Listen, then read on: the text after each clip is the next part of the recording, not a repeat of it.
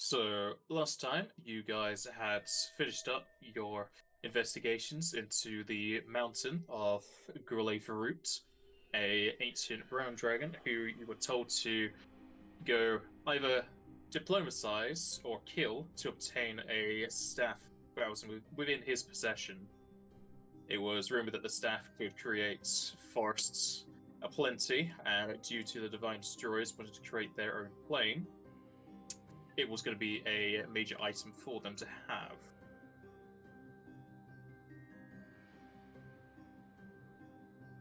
And I just realized your your Discord thing isn't popping up. Oh no, because you're using the browser thing. That's why. Yeah, don't work. After finishing off in the mountain, you were able to activate the stone tablet with the gems, which created a gate in towards his demiplane. Finding a forest of rainbow-like colors, the forest, the trees themselves weren't too otherworldly, as we have those kind of color trees in normal life, which is normally used to green and red. You also found plenty of monkeys and other type of fauna that were otherworldly. Combined with the fact that the sun was blue and would explode at nighttime, you found yourself in a place that was quite unfamiliar. Making your way through the Demiplane's forests, you were eventually able to get to the den of the dragon. Thankfully, he was a talkative one, and one that would just blow your faces off with magic or breath weapons upon seeing you. After a short discussion with him, you kind of crumpled down under the stress and basically told him that you were needing this staff to get into the good sides of the Divine Destroyers to hopefully stop their plans. And not very thankfully, due to not really having a majorly focused diplomacy character, you're unable to pass a check, and thus Farut needed to test your strength to know that he could trust that you could return the staff to him. A rather long fight ensued against the dragon, who made ample use of the terrain and his own magic against you. It came to a single save that was able to save you guys during the fight, as Mogmi was able to stop the dragon and have you all attack him for about 7 turns. After the stop had ended, you waited for the dragon to reawaken, at which point he acknowledged your strength, albeit to a singular, very risky spell, and he handed the Staff of Boa to you. The only real warnings he would give would be not to use it indoors, and that you should return it to him after you are done. He opened up a gate to leave his demiplane, and you all left back into the entrance hallway of the mountain. And we shall continue from there.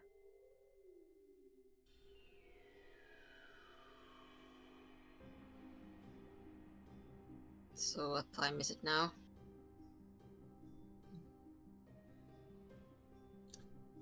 It would be currently, you slept in the realm. It's around afternoon.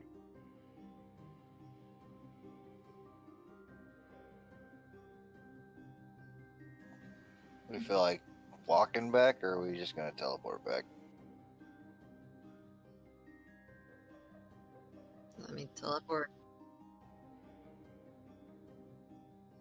I think it's fine to teleport out of here, Right. but if you wanted to get in here, we needed, like, the help from those guys in the rooms. Cells or something, I don't In remember. that case, let's teleport away. There's no point walking, but we don't need We to. might want to head out. Might want to head out the front door first, just in I mean- case. Yeah, I guess.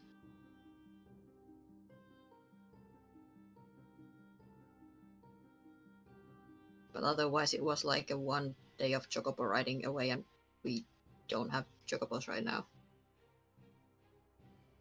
If only the summoner was still around. Who's controlling Mogmi? There's the question. Who wants to control Mogme? Probably not Fish, as he's already controlling one caster. I can take care of it for now.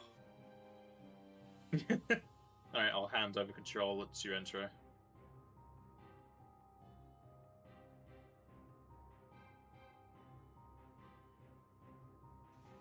I got control of this character. That means I get to level him up, right? No.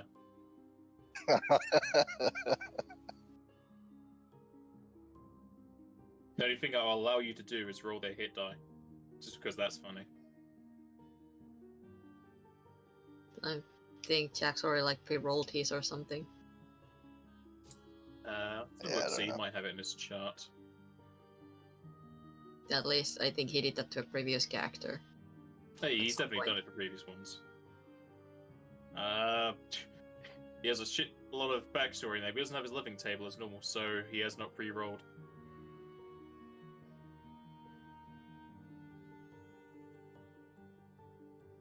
Let's just put it in notes. He is not. Okay then. That's if you even level up today. Ooh.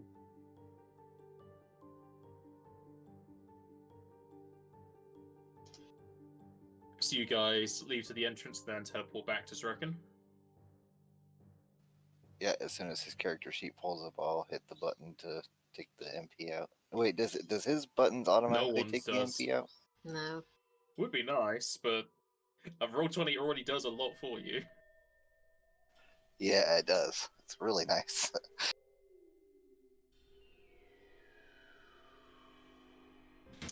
Whereabouts in Zrekin do you want to teleport to? Probably the. Like a little bit outside the town, not like in the market or something. I was thinking right near the inn that we've got our chocobo or chocobos at. Yeah. It's Because never good they're- teleporting in the middle of yeah. a busy town. I think it's a little bit too showy to just teleport in the middle of the town. I mean, they do have a teleportation hall. That's where normally people teleport to. I mean, okay. Fine, That's we can enough, do I the guess. normal thing. God. It's feel like Just give me everybody else. You can teleport outside the city if you really want. It just requires more walking. Like I don't remember if it was like a official teleportation hall or where we were just yeeted when we came there first. When you first arrived in Zrekin, you were teleported into the teleportation hall. Okay, I mean I guess there then. Alright. Ogmi will click his heels together and ask to go home.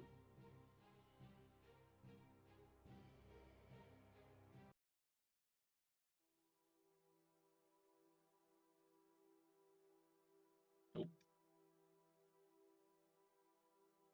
And you are whisked away.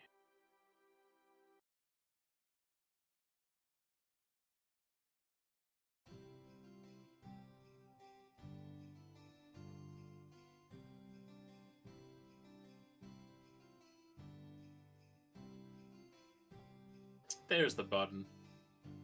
You could just do the -7 on I his found it's not it. that. Okay. Also, I like how he's attempting to overcome SR with a teleport that can only be done on willing. Then I guess you could have SR on yourself, you just need to turn it off.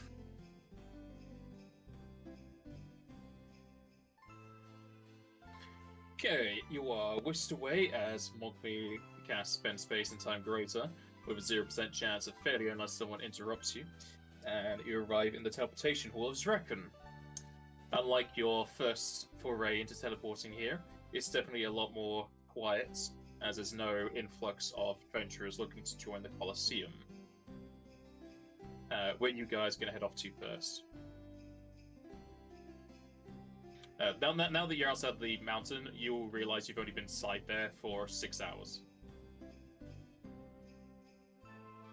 Just wanna finish this thing off.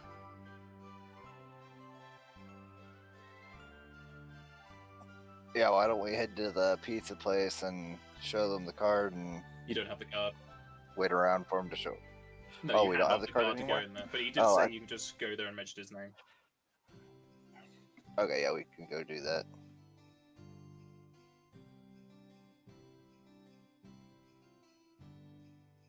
Okay, you all make your way back to Bambino's Pizza.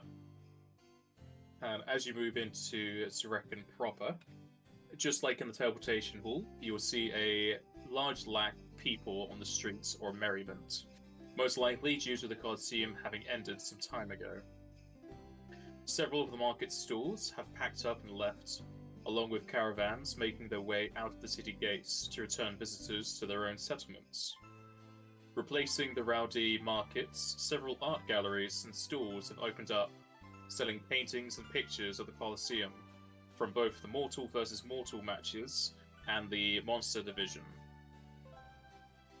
And as you pass by these establishments and stalls, you'll notice that there are several paintings and pictures surrounding your group's triumph in the monster division. And whilst you would think you would find pictures and paintings of all four of you, separately, you'll see that there is a distinct lack of any memorabilia surrounding Mogmi. And instead, in its place, you'll find empty stalls with the sold out sign placed upon them. Someone got popular. Probably the only Moogle I've ever Even seen though in the they Colosseum. died and didn't do anything the whole match. It's just the last one.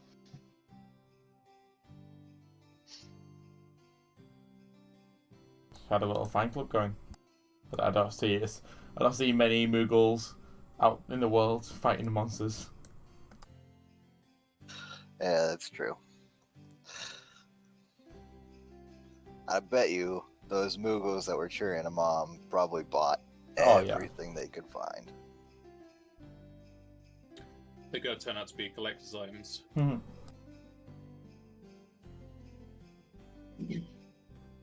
I take it no one wants to buy any paintings or pictures of themselves.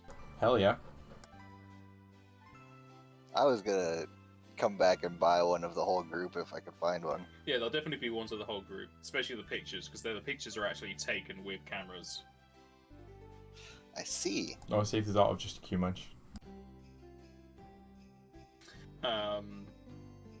You can find one very extravagant painting that is very exaggerating of the circumstances, where your mouth and tongue are overly large and you are devouring the corpses of some unknown monster as the rest of your party are kind of like in the background.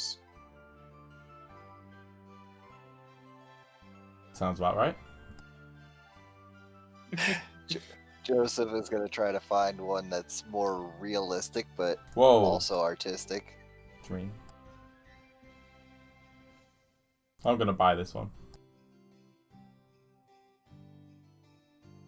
For that particular painting, it is 150 gil. I'll pay the 150.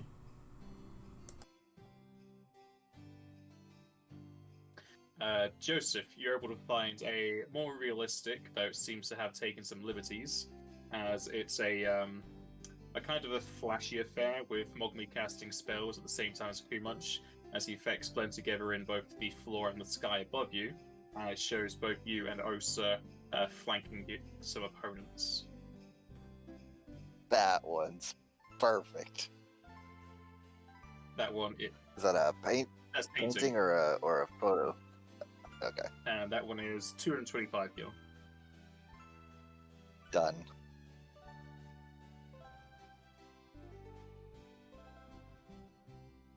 As you are buying up some of the paintings, handing over the guild to the possible artist or just the seller of the art, their eyes will glow up as they look at you, then look to the painting, and look back at you. You're a backup plan, aren't you? That is we. I would have not thought you'd be so quick to buy your own paintings. I hope you like them. Several artists have come around from all around to paint your likeness at the shows of prowess you gave.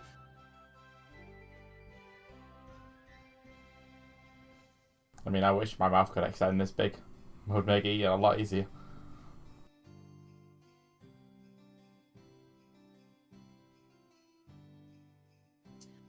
The man will then kind of shakily bring up a notepad and pen. You don't think it'd be too much to impose for an autograph for me, would it?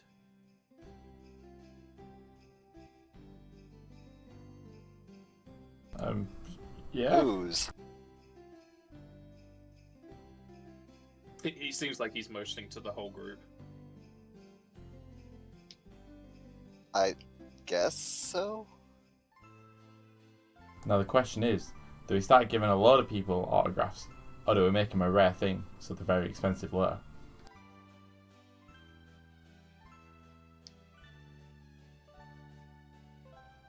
Is Oso going to give him your autograph? I mean, she was kind of hanging back when the others were like doing the shopping thing. She doesn't really care about seeing herself so angry in all those photos. Makes sense. But like, if they like motion her over and they're doing this thing in a group, then sure, it's gonna scribble like an X or something.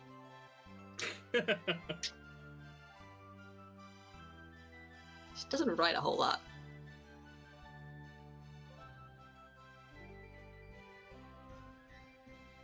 Mogmi will also gladly give his autograph. As you're signing a notepad for the salesman, you'll start to see some people crowding around as they whisper amongst themselves that they've found the backup plan. And then some other people start coming up with pieces of paper or paintings and asking for your autographs. Nope, I'm out. Yeah, I think we have to leave now. I shoved the painting into my hole, and I just, nope, out. I think only in D&D would you hear, "I'm shoving my painting in my hole." Nah.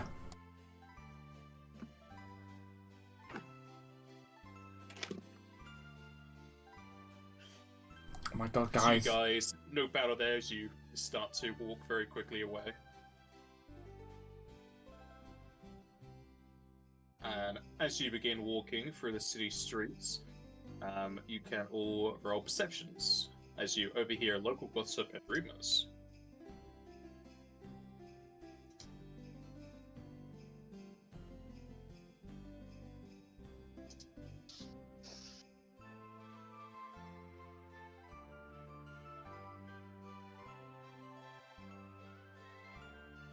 Hope that fumble is gonna show very well for the rest of the game for G. Hmm.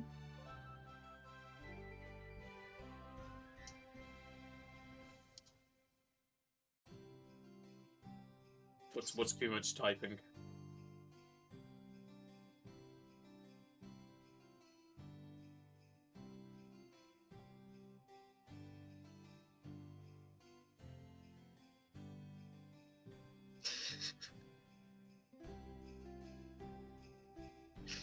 Remember to hold your push to talk button, Fish. Yeah.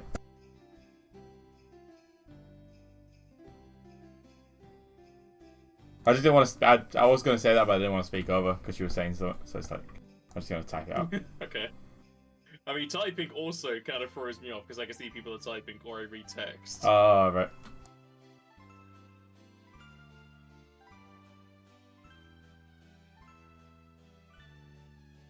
Basically, it's just too much I wanting like how free you have to food. point out it's not going to be sexual. You don't know.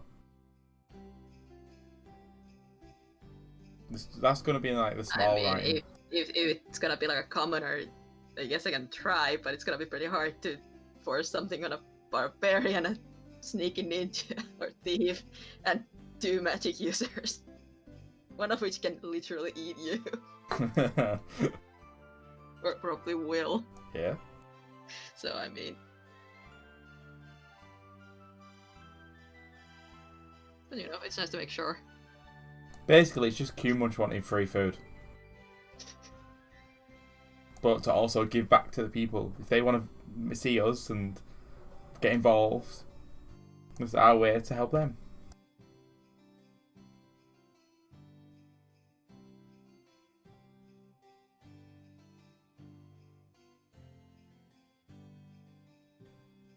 I mean, let's finish this mission. Let's talk about the pen, I Yeah, guess. Fine. let's see what's happening.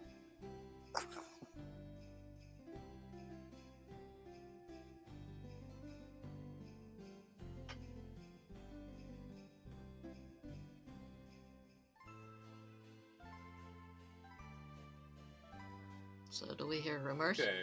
Yep, I was about to say. As you walk through the city streets, you'll all be able to hear the tail ends of conversations about the tournament grounds. And apparently, a very strong individual won the mortal versus mortal matches. They have since moved on to Ivan Breus due to a summons by the Queen of Raconla, Tuni Longboat. You'll also hear that the champion, was a Seto lion by the name of Sorokar, a powerful and versatile red mage.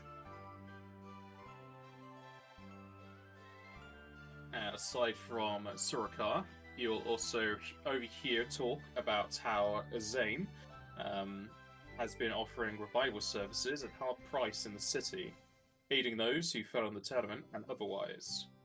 Others talk about how he also allows for installment payments, trade of items, or for labor services to the Divine Destroyers. Everyone beside from Osa will also overhear that Axel Phoenix has been progressing well in the east, though the outsiders have been growing in both numbers and size, some talking about gargantuan-sized enemies that Axel has fended off.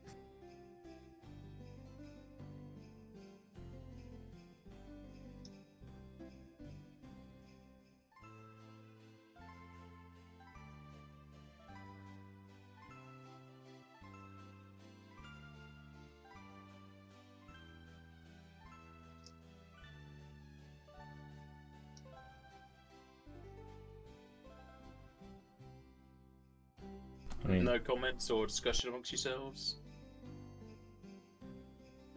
I can't think of anything.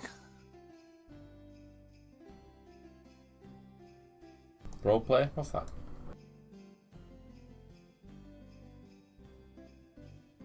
The only names that we recognized were Axel and Azaem.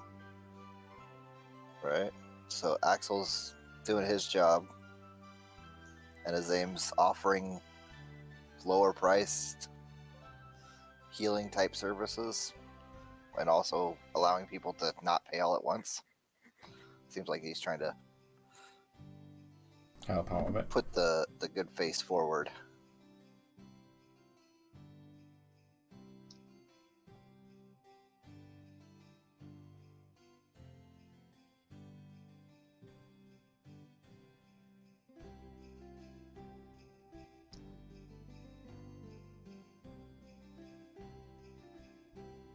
Alright, there's no other discussion to be had. You will make your way back to Bombino's Pizza. Returning to the high-class restaurant, it will still have a large queue leading out from the normal line, though much shorter than before, probably due to the lack of the tournament. You can assume that you can still use the VIP line, just as last time. And in doing so, you'll be met with a well-dressed Mithra waiter. The waiter greets the party as they approach. Welcome to Bombino's Pizza. Do you have a reservation or VIP pass? No, we no longer have our VIP pass, but we would like to speak to Azaem if we could. At mentioning Azaem's name, the waiter will straighten up a bit. Ah, yes. You do look like the descriptions given by Master Clough. Very well. Would you like to accompany me to him? He has a private room in the back, which I can call him to. That'd be wonderful, thank you.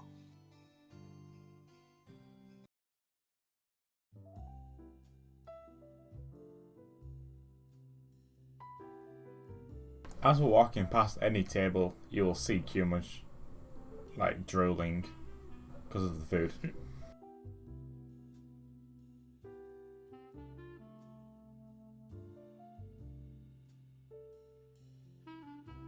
The waiter will take the group through the rather large eating area of Bombino's Pizza, and he takes you towards the back of the restaurant, leading you to a door, opening which for you to enter inside.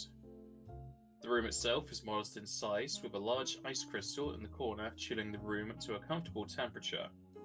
Several sofas face in towards a light oak table in the middle of the room.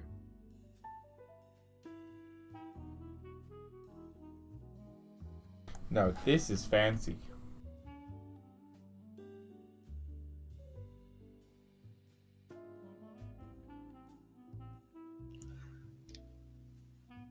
Maybe we should have cleaned up before we came here. Bit too late now. Learn Yep. something new every day. You're all still having your clothes drenched in sweat, and probably a lot of mud on your shoes. Yep.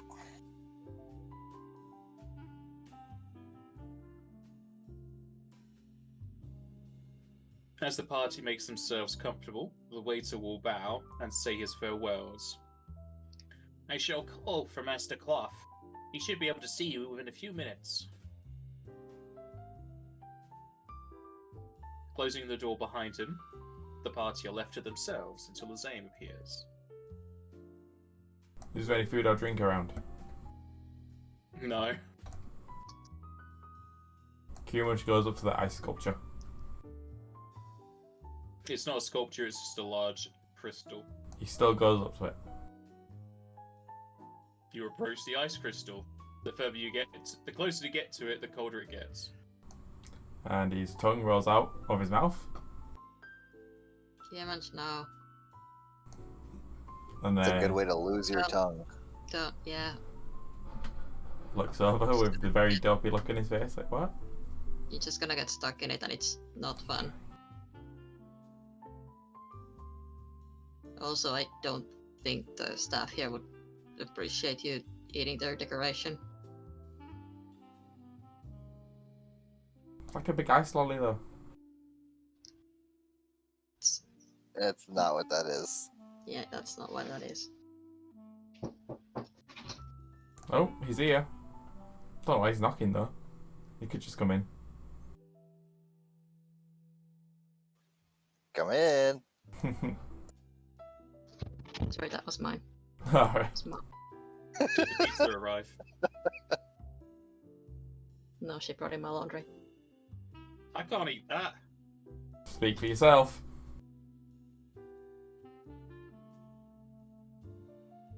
Sounds like a you problem. Yeah.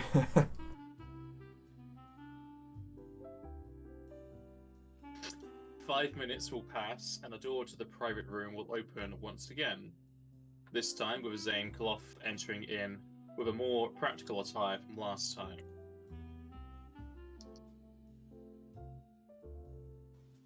We've accomplished your mission you set us, sir. I'm finished. Oh, okay.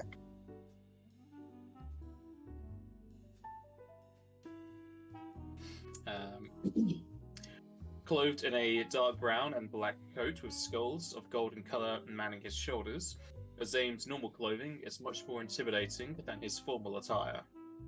With a grin on his face, his eyes light up at the sight of the party.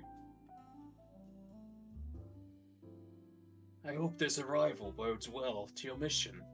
Some strong magic was detected to the south of here. I presume you obtained the staff? We have it.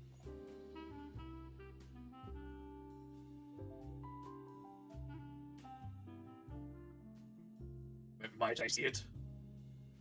Yeah, sure. Thanks for asking. And then Joseph will pull out his portable hole, stick his arm in, and drag it out.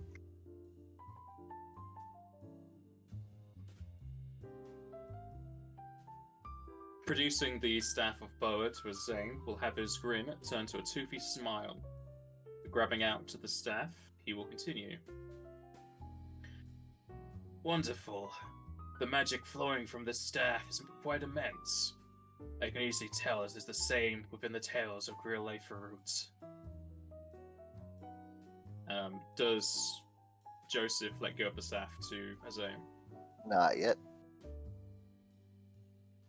Although he might be much stronger than me, so it might be a moot issue. He's a necromancer and you're a thief. There's a chance you have more strength than the caster.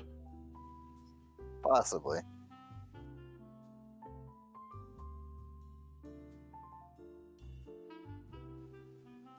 Oh, we've brought what you asked for.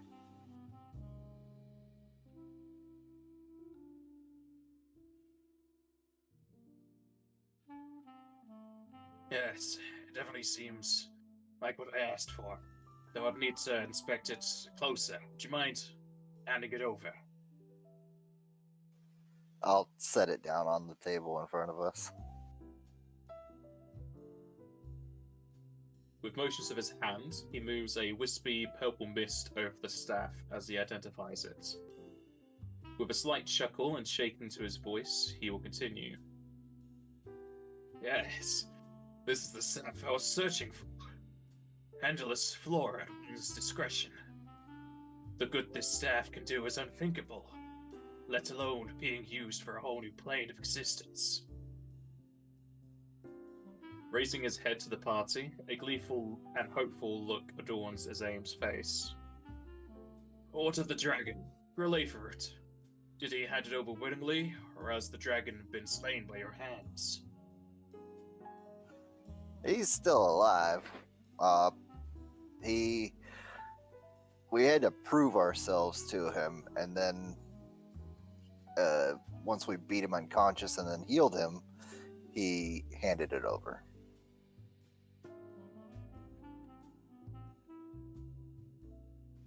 We tried to avoid violence, but it was inevitable in the end, so we had to do what we had to do. It wasn't. Food was the way to his heart, but we didn't know that to begin with. Yeah, that's true. Surprising. To complete such a feat and return with a full team is quite remarkable. But also, being able to talk with the dragon, get him to hand it over willingly. Well, forcefully, or in this case.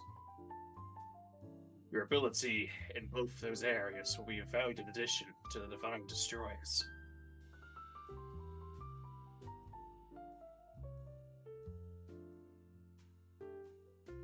Standing the staff tall, Azaem will look over the party.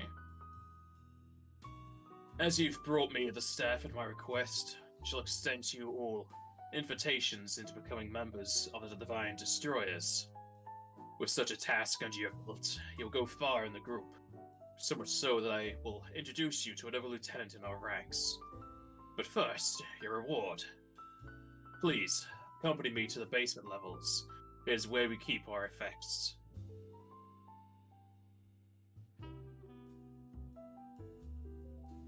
After you.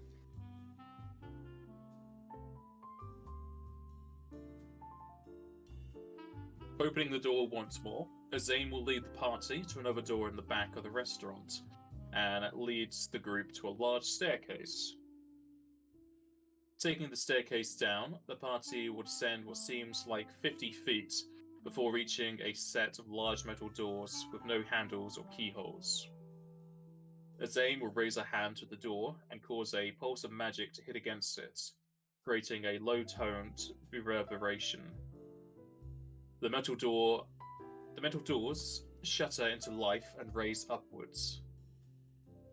On the other side of the doors is a wide open dome space, around 100 feet from side to side. Filling the room are tables with maps and documents adorning their tops, people walking about with notepads and holding conversations. The floor is of a smooth, dark stone. The walls of a lighter stone, but still smoothed out.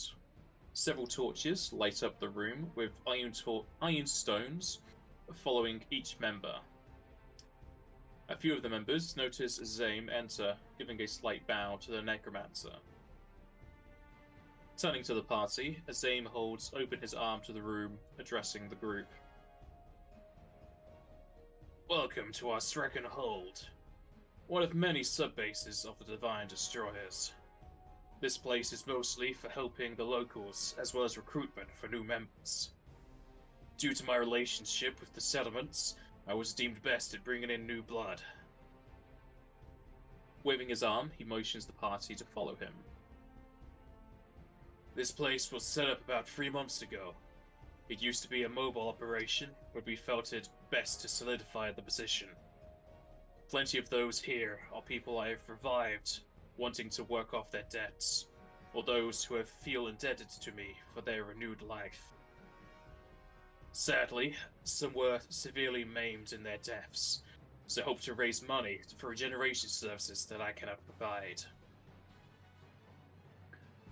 Looking over the room, the party spots many people showing adoration for Azaem.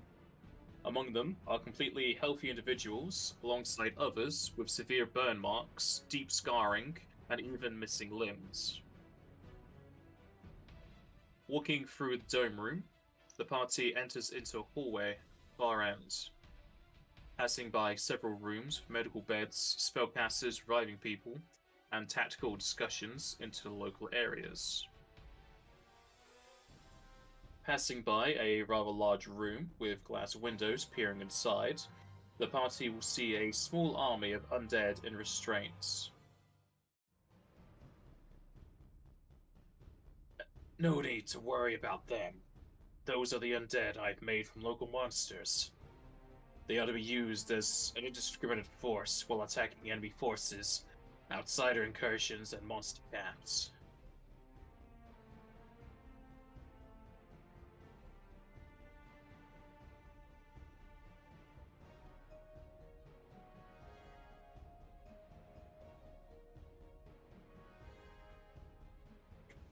They're all under your control?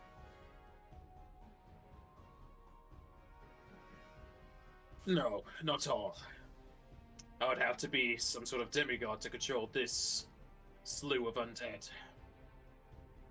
After a time, a lot of them will fall out of my control, hence the restraints. But they are a cheap force and a much more powerful force than having to enlist villagers to do the work.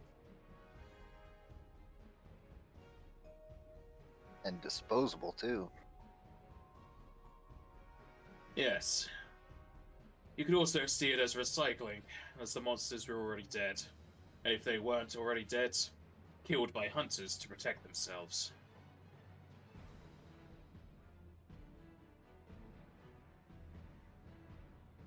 Let's just hope one of them never gets out into the city.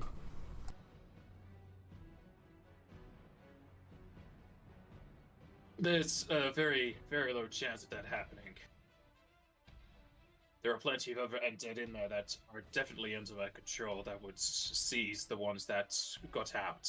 But even then, we have plenty of members here who also do of them. You got any corpses laying around you need disposing of? No, all the corpses that would be here are either being revived or turned into the undead.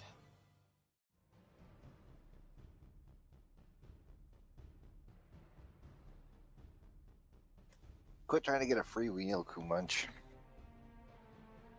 Waste not, want that, man. Reuse, reuse, recycle. He is recycling. Yeah, but recycle for me. Nah. Another recycle.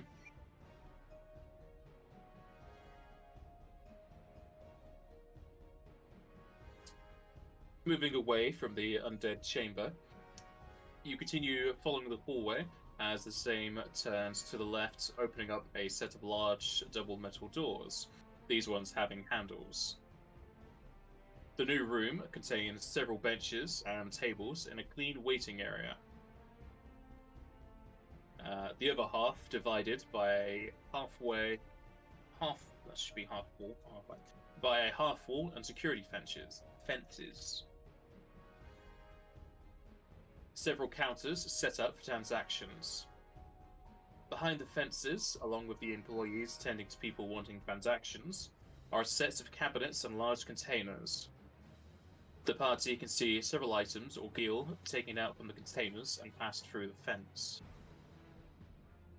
Moving to the far right, Azaem speaks to the counter tender. Box 74T, please. At which point the employee moves to a nearby chest, pulling out several large lockboxes and struggling to bring them to the counter. Azaem thanks the employee and picks up the lockboxes with less strain. Taking the boxes to a nearby table, he slams them down, talking to the party once again. Inside here will be the 160,000 gil offered to you. Just like before, it's in an extra-dimensional space, so feel free to tip it into your own bags.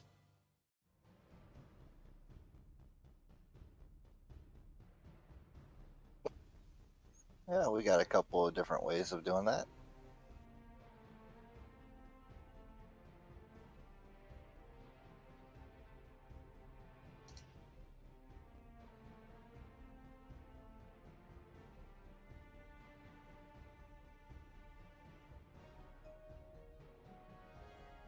The question is, how are you going to divide it up amongst the bags? Because that is 3,200 pounds worth of gil. It could probably all fit in the hole, but I'd want to move my painting first.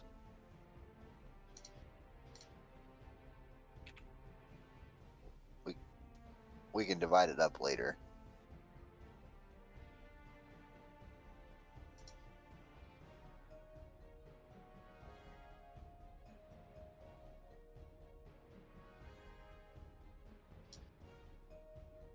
I'm pretty sure it won't be able to fit in your bag because your bag you're a hole, because the hole is only like a 10-foot square.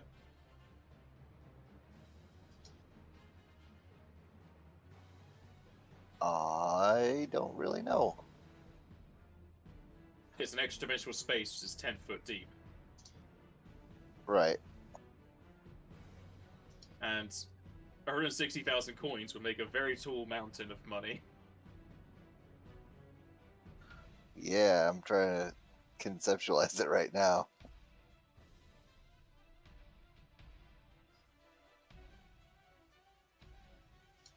I don't know the math that I would need to do to figure out. We've got plenty of spaces throughout. We just need to put them all together and just carry it out of here.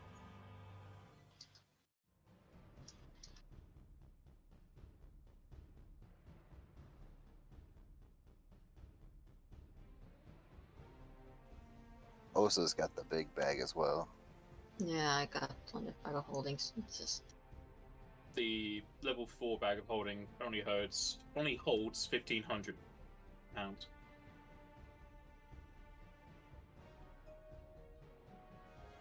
What is the total weight of the gil?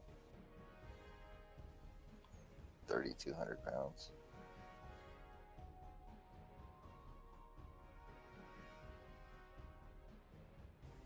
a type 4 and a type 3. And Bogme also has one. Let me look what he's got. I have a type 1.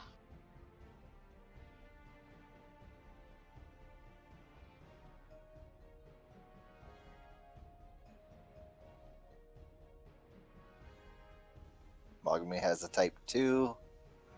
So we got 2, 3, 4. Yeah, we have one of each, basically. 1, 2, 3, 4, and then the whole.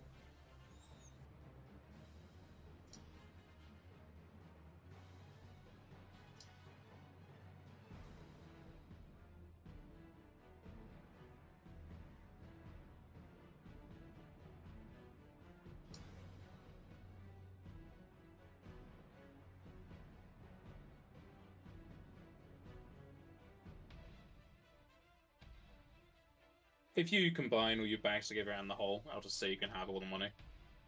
Just spend it rather quickly. Otherwise, you'll just be carrying money around and nothing else.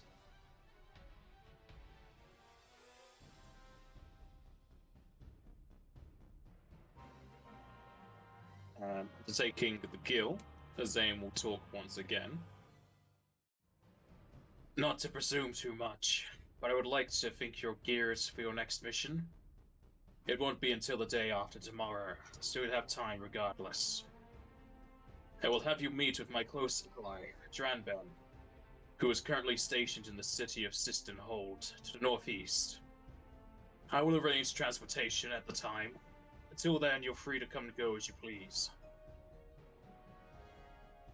Azaem will then pull out a link shell, looking towards the staff I have some people to contact about the staff, so I shall leave you to your own devices. Great job on the mission. Welcome to the Divine Destroyers. He holds out his hand to shake the parties. I'll shake his hand.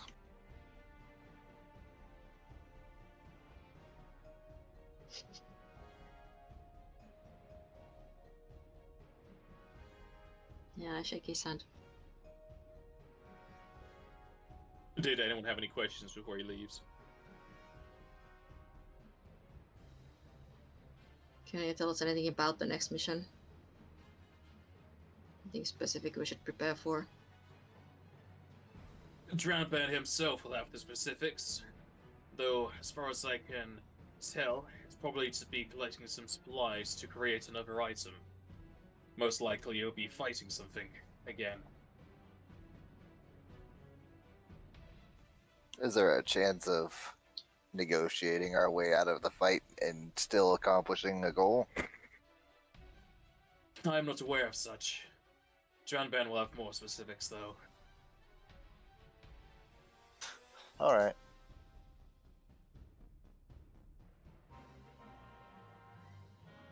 And if anyone doesn't know what a link shell is, you can roll spellcraft to identify it. Probably not, but just ask me if you want to know. Okay.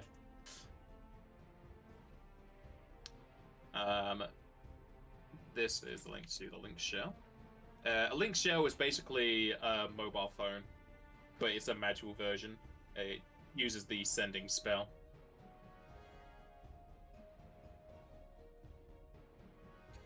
Is it permanent? Yeah. But it's only it's a linked device, hence link shell. It has 2 pearls that goes between 2 people, and that they can always contact one another.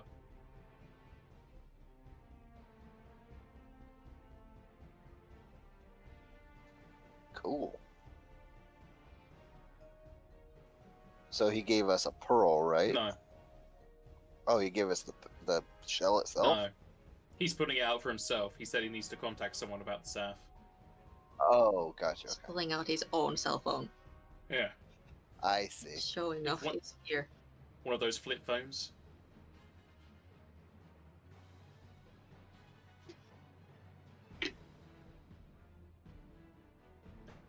Any other questions or anything anyone else want to say to Azaem before he left?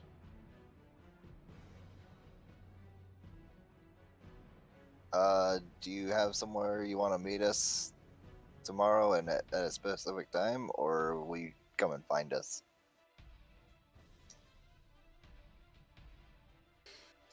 I will have someone cast sending upon you, and we'll tell you where to go. Okay.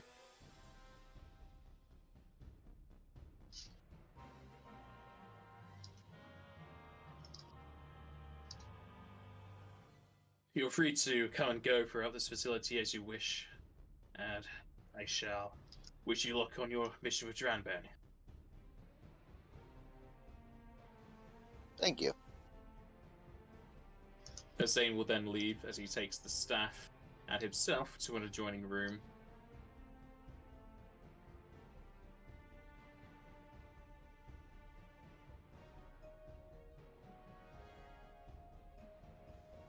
Anybody want to do anything else while we're here?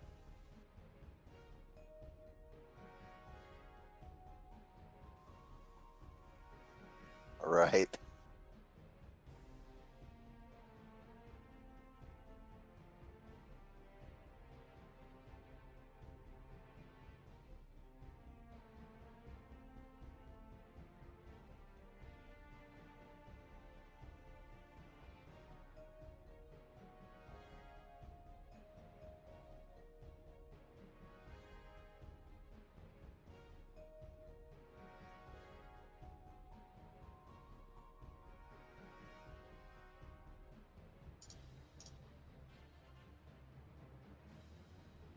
Not want to do anything in a Divine Destroyer base? The whole thing you're investigating? Yeah, let's just have a look around at least.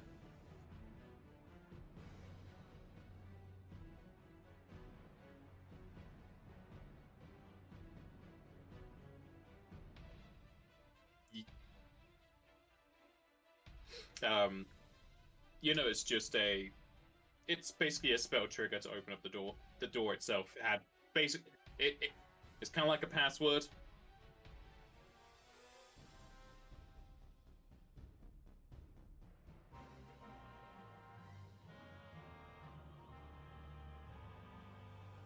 I don't even think your class would be able to cast it.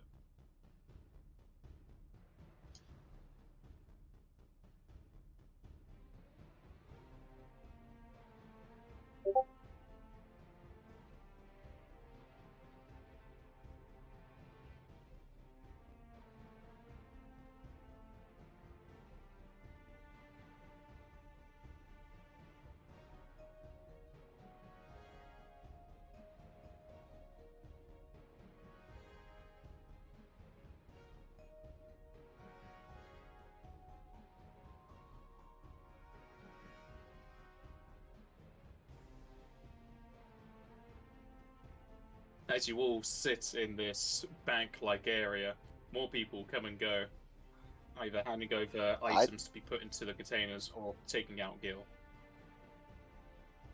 I definitely just want to have a look around, just see what we can see in here.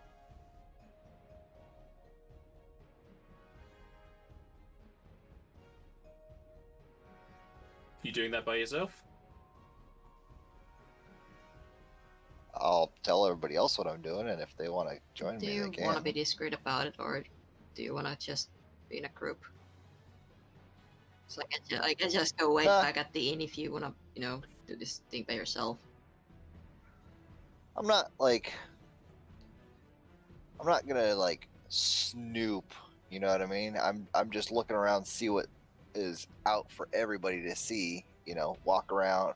He said we've got the run of the place, so why would I be sneaky about it? I'm just gonna look around and see what's here.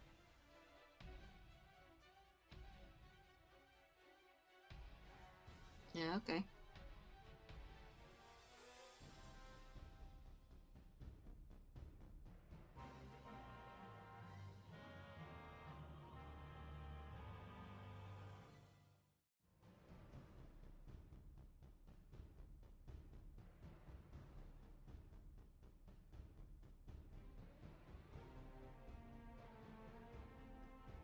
Is that where you want to start? Sure.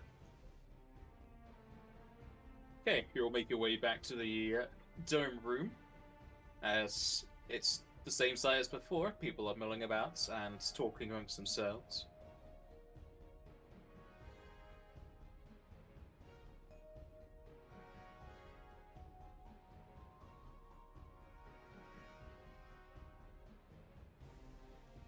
Perception check or anything like that For what?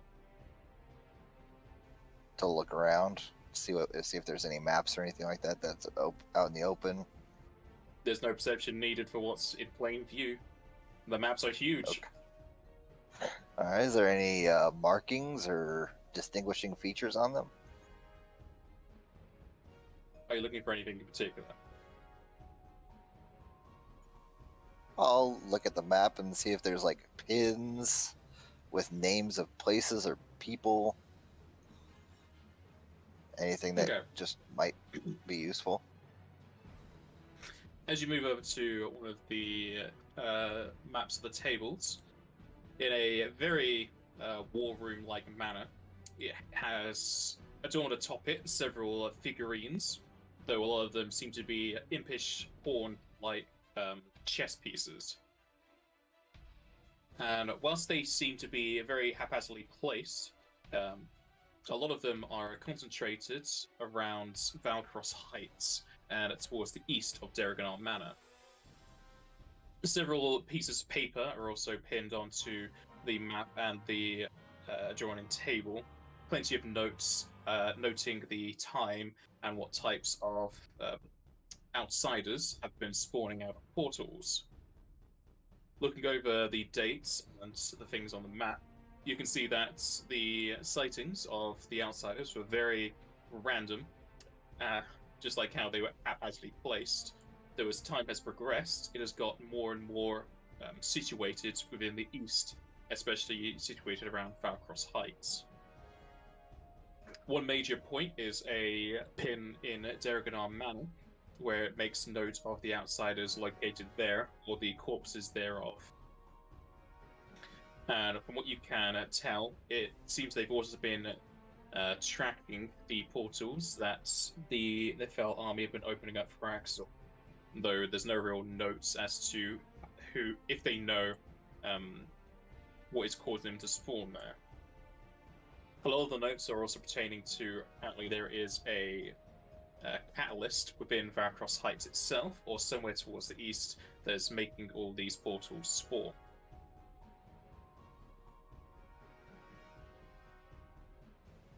Interesting.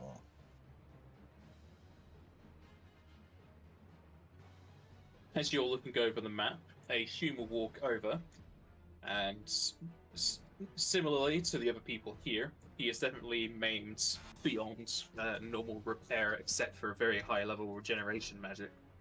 He is missing his left arm and has very deep cuts into the right of his chin, almost to the point where you could see bone.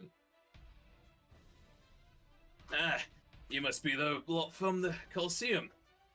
The name's That what happened to you? Fucking outsiders. They attacked my home village. I lost all lefty here and I can't chew as well, but I'm still kicking. Where was your village?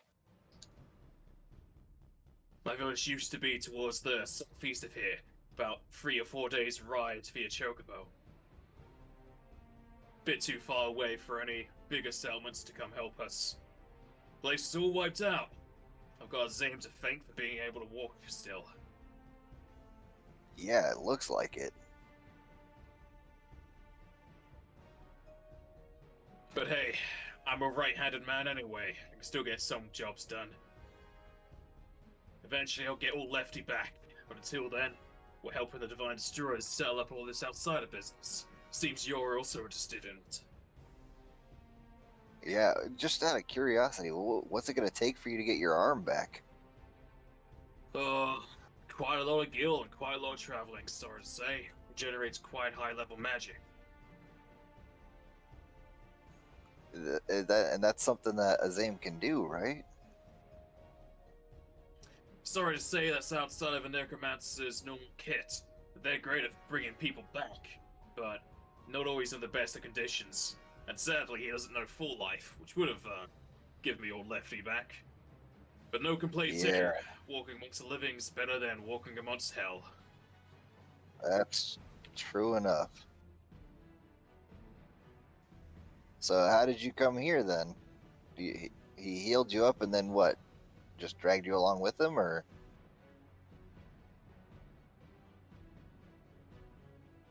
Well, he and a lot of groups of white mages came over to our town. That's how we all got resurrected. And after that, he was asking if people had any way to pay. Of course, some people didn't. It's quite expensive getting resurrected. A lot of us are indebted to him, so we're working alongside him. How well are you treated? Are you treated like a slave, or are you an indentured servant, or are you just doing this of your own free will? No, I'm doing this of my own free will. This is much better pay than what I could get elsewhere. Who else is gonna hire a one-hand man with half his chin missing? Right. So your pay, does it go directly to you and you choose how to deal with it, or do they take part of it out and put it towards your debts automatically? It's a 50-50 split. I'll pay half if it gets just taken straight away up to Azaem so they can pay off the debt. But the last half is more than enough to live relatively well. That's good, man. I'm glad that you're making yourself as you're fulfilling your need to be useful, even though you're not in the best of shape. And I really hope that you get your arm back in the rest of your body as soon as possible.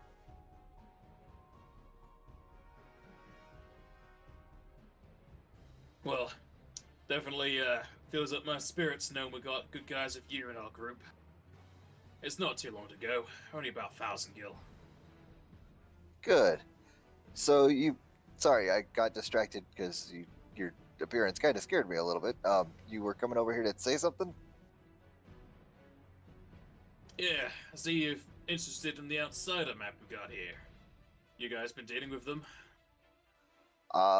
Yeah, we were at Daragar Manor a couple weeks ago or so. Months? A couple months ago. Yeah, you had 60 days downtime, which is 2 months. Yeah. If you were at Daragar Manor, is that its fullest? Yeah, we kind of are the ones that shut the place down for good.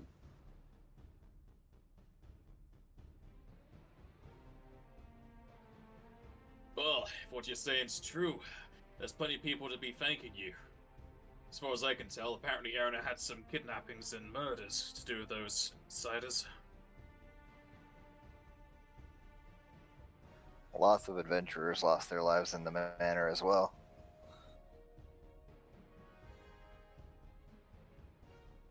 Well, if you got so much experience of outsider hunting, you'd definitely be of use to the Divine Destroyers.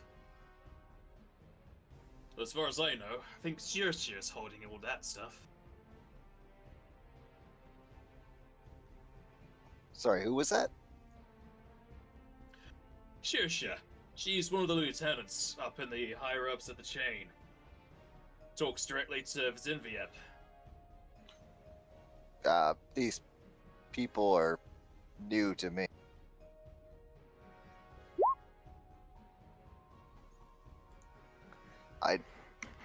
We really just recently heard about the Divine Destroyers after the tournament. We haven't really had a chance to get to know the command structure or anything like that yet. Oh yeah. That's definitely going to be happening. You're from the Colosseum, yes. You've only joined recently. As of today, apparently, we're now, I guess, official members. At least Azaem gave us an invitation today. We didn't actually say we accepted, but I assume that it was implied. Well, if you're walking about like you own the place, definitely seems like you accepted it. He said we had the run of the place. I was just looking around, see what's going on, trying to get my feet under me, see what's going on. There's other ways that we can help other than our missions. Proactive mind. You go well. Do I need a separate bluff for that one? No. Okay. With your bonus, it's going to be very hard for this guy to see through the lies. Well, the basic structure we've got going on here. Most people who have been joining have been separated out into one of 3 groups.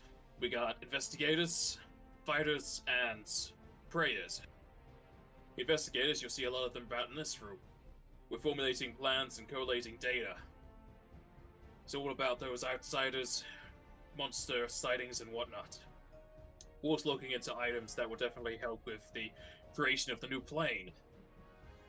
Then you got the fighters, those people with all of their limbs intact, helping to subjugate monsters, take on missions, and whatnot. Mostly keeping the peace and making a good name for the Divine Destroyers. Then you got the prayers. They, a lot of those people, they're inborn clerics and white mages and such. Close ties to the deities and whatnot. They're off in a different facility, I have no idea where, only they do. But they're praying off to Wyznwyb, better known as Time Badbreaker around there. But working on their ways to giving her more godly powers. You heard she defeated Titan single-handedly? That You know, I might have heard something about that.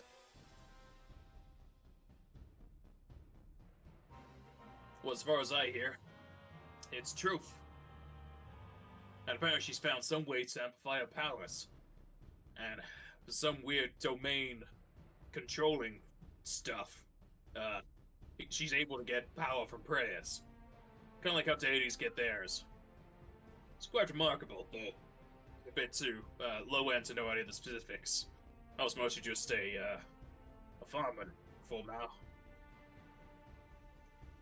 So, what's the overall goal here? You guys are overall trying to just make your own plane to live off of peacefully and leave everybody else alone, or what do you guys got going on? Yeah, you're pretty close on the nail there. What we've been told from the higher ups, especially from Azaem, as he's leading us all over here, Wyznwyb is starting to make out her own plane. Not exactly a demi-plane, they're not good enough. Making a whole new plane. Just like material, fire, astral, and whatnot. Everyone who's part of the Divine Destroyers are allowed to leave the material plane and go to hers. We've been promised food, luxury. Best part, no death, no disease, no illness, no poison. Something the goddamn gods up above decided we deserved, or to have balance. Oh man, that sounds like a utopia. So we don't have it yet, right? We're still working on gathering materials and ways of creating and maintaining this. Oh yeah. Way off. As far as I can tell, it's gonna be probably a few years. And I may need to stick around until I can see it. Well, it might be a little bit sooner than you think. We're here now. We just delivered something to Azaem that would definitely help with creating a new plane. Oh yeah? What's that? Just some staff he asked for, that's all. Supposed to make lush forests for some stupid amount of distance around you.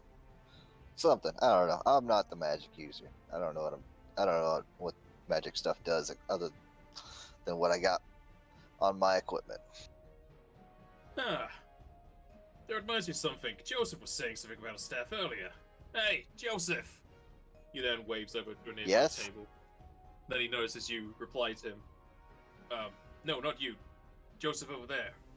You Joseph too? Yeah, that's my name. Oh, that's gonna get confusing. We're not going to be around in this hall for very long. We're just looking around, seeing if there's stuff we can do to help. That's all. We'll be leaving here in a little bit. And I'm pretty sure we're going to be part of the fighting squad, so we'll not have cause to come around here too often. As the man calls over Joseph, a stocky dwarf with twigs in his beard will move over to the party. And you'll notice that he is missing his right eye, and in its place is a massive gash from his cheek up to his hairline.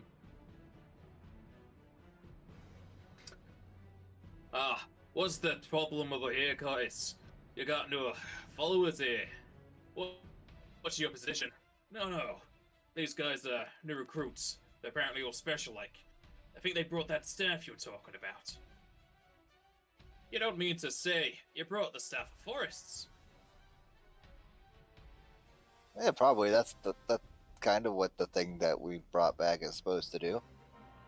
Ah, a beautiful day has been had then. The dwarf then holds out his large hand to shake yours. I'll reach down and shake it. He shakes yours vigorously, and you can definitely feel the weight behind it. The name's Joseph. I'm one of the investigators around here, looking into magical relics and whatnot. What might your name be? I'm Joseph as well. Ah, look at the beard. We got someone with a matching name. They'll get mine off my pa. He's a human folk, like... Actually, there's no human folk amongst you. Quite a not team you got there. You said there's no human folk amongst us? Yeah, besides yourself. Oh yeah, just me. Yeah, we got me, we got Oso over there, we got our little Moogle, Mogme, and that's Kumunch. Ah, you got yourself a coup.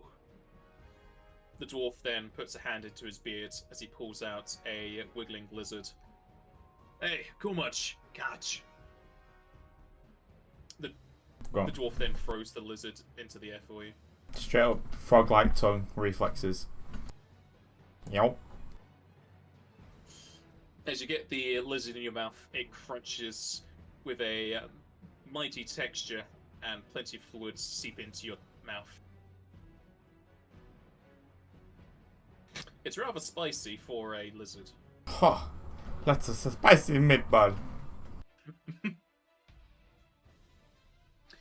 Aye, that's a local delicacy around Ivan Brace. We should probably head down there at some point. I hear you cool love the kind of food we bring. Oh, I'd have to try that. But anyway, on to the topic of the staff. You're saying you brought it over. Did you use it at all? No, we kind of went straight from the mountain with the dragon in it to here, pretty much. Say, weren't you for going in there and then coming out? Say again? I misheard. He's asking if all of your team came back. We're all here. Well, you definitely don't fall into any of the three categories. If anything, you'll be going into the fires if you're able to take on a dragon. Yeah, probably. He recruited us from the arena, We've so got a little bit of it. Yeah, that's true. That's where he got us from, or found us at least. Ah, I thought I'd recognize your faces. Isn't that the Moogle who was unconscious in the last round? That's mean, Kupo. Aye, mean it may be, but it's the truth. At least you got yourself a good amount of Moogle followers. I heard all the postmen were taking time off to get your paintings.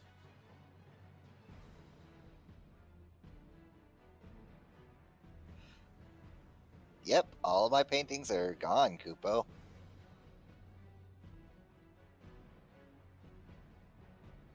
Well, enough of getting sidetracked. That force is definitely going to speed up operations here. Looking at probably less than a year till we get our plane sorted. Glad we could move things up for you. Does anybody feel like giving us a tour of the area? Like, we're brand new here. This is the first time we've ever been here. We don't really know what's in this area and what's going on. Yeah, if you brought over the staff, that sorted out a lot of my issues. I can give you a tour of the place, Joseph. Thank you, Joseph. Well, the room you're in right now is mostly the operations room. It's the first one you get into, because most people just come here for the operations. And once you leave, and you leave with any reports we give you. Though I don't think your group will be getting many of those if you're completing that kind of quest.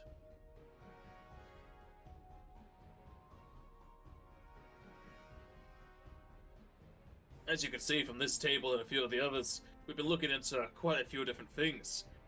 One being the outsider incursions, and whilst many folk are just a bit afraid of it, or the higher-ups thinking it's not a big deal, the numbers have increasing very, very quickly.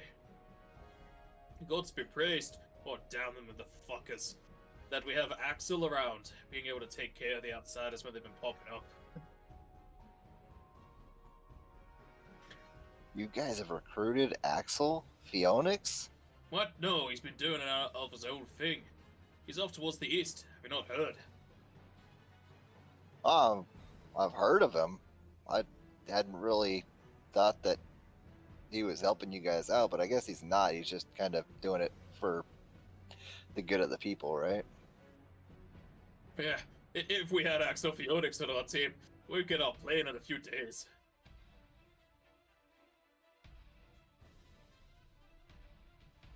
Might be so. But yeah, from our calculations, the outsiders have increased by about 310%. That's quite a big jump for a particular set.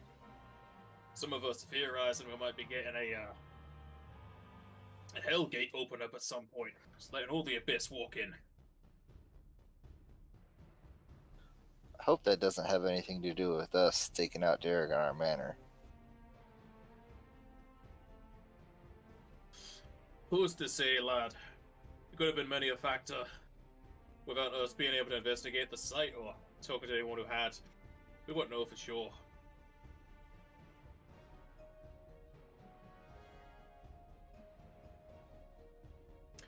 Aside from looking into the outsiders and trying to help those being attacked by them, we've also got plenty of people here looking for relics of power.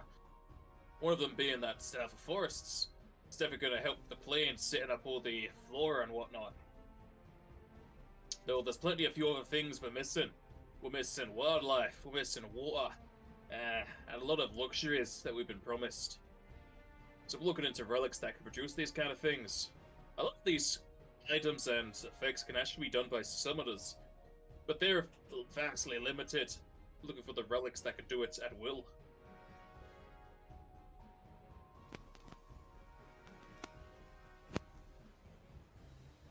I hear nothing coming out of you, Entro. Yeah, your mic's messed up again. It's like static and wind. That's even worse. Unless you're just readjusting it.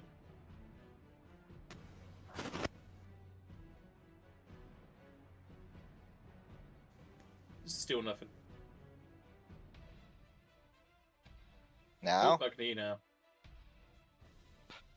Yeah, apparently it got twisted in the slot for the computer. Just I don't know.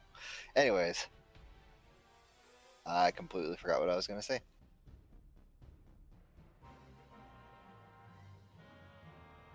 Oh yeah, it's really hard to populate a plane with new vegetation and flora and fauna. I'm sure a lot of the stuff that summoners can do aren't really permanent, right? No, a majority of what the summoners do last for around 24 hours. But the staff makes it permanent, and in large quantities. That's good. That'll give us good boost to getting a whole place set up.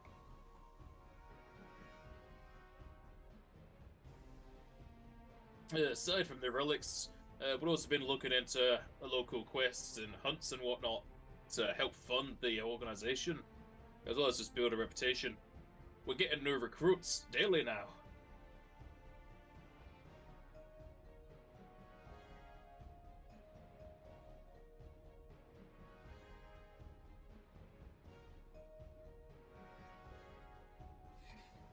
Huh.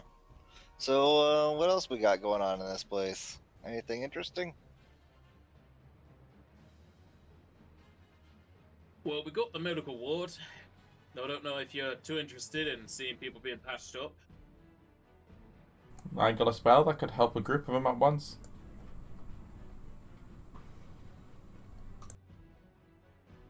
If you're willing to give us some spellcasting services, that'll definitely help. It literally takes me 6 seconds.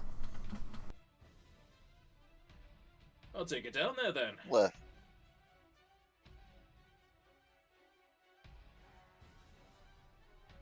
The dwarf will lead you back into the hallway as he takes you to one of the open doors, leading into a wide open room with several medical beds and medics tending it to people's wounds. With a similar sight to the main operations room, plenty of people are missing limbs, having parts of their skin torn off, or parts where you can see straight to the bone. It's a miracle a lot of the people are still alive. Can't help with all of that. But as long as you're not undead, I can help you with this. Tra-la-la-la-la-la. So that just goes like the middle of the room where I could get the most people with one spell to begin with. Yeah.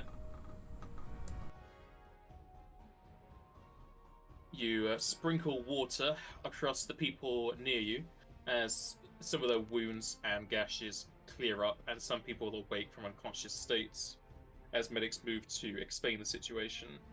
A lot of people give out thanks and praise to you as they heal their wounds, though you don't regrow any limbs. Yeah, that's fine. Save a few lives, I'll take it. And just imagine Cumun's doing a sprinkler sound whilst doing it.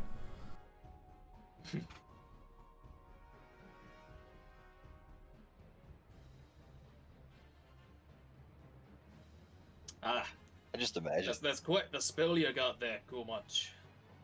It's the only healing one I got, but it does a trick. It'll do plenty in group.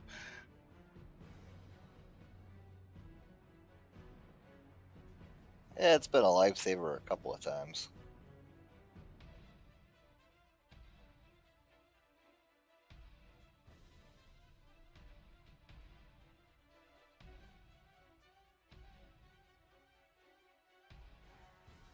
So we've seen the storage bank area. We've seen the little triage and healing area, and we've seen the information area. Is there anything else that this place has got? Is there a place for people to live and rest and eat and stuff, or is this pretty much just an office? You got the prayer rooms around here? I actually want to see how this works. Sounds so strong. Nah, there's no prayer room here. They got their own setup somewhere else. I wouldn't know where to tell you where it is. Yeah. But yeah, we got bunks. People normally like to rest here, especially if they're pulling all-nighters. As for food, people mostly go up to Bombinos. They got a separate room for staff, as it were, to be eaten. Or they just go out into the city.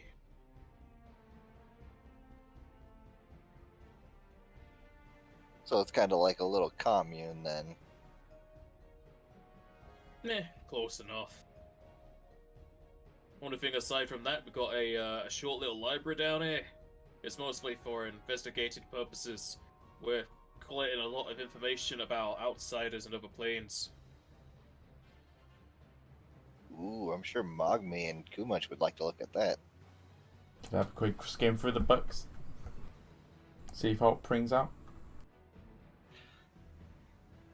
We could even just look at the higher level or higher tier outsiders, since that's probably what we're going to be going after anyways.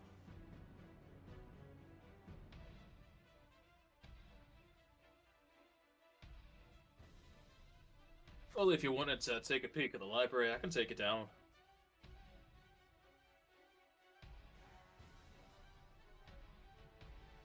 The dwarf will then lead you back into the hallway.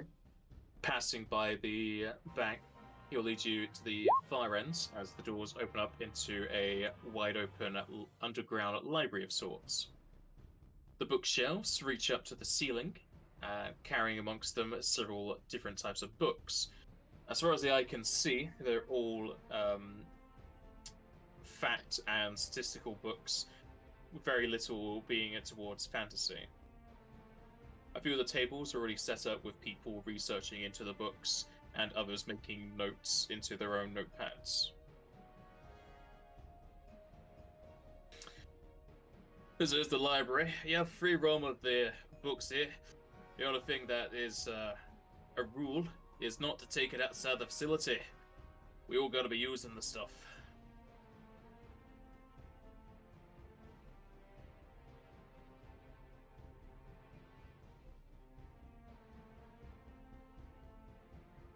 Let's have a look around. Not too sure what Joseph was really wanting us to look for, but...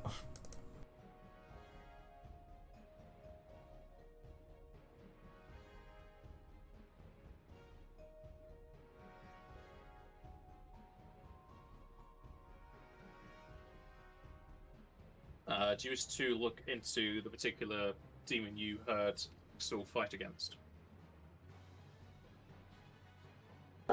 Can do, but I mean, if he's kicking their asses, it don't really do it for us. Well, that's what Enter was saying. You could look into what Axel was fighting. Yeah, sure.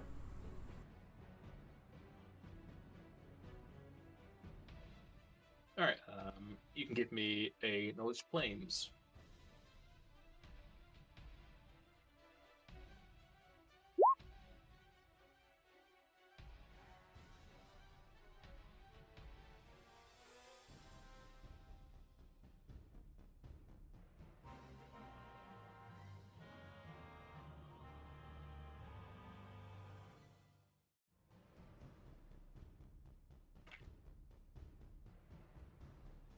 Did we learn anything interesting?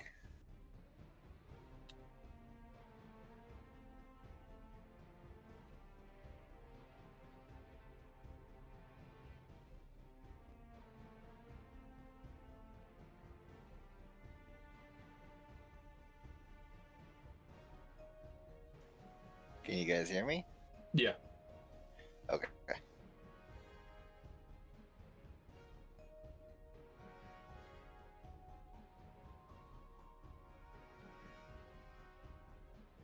Okay, as you read over the books with the descriptions you're able to get from the local rumors, you'll be able to find out that Axel, the gargantuan beast he was able to defeat, was a forgiven dissonance, which is the creature you fought in the workshop at Aragon Manor, the one inside the force field.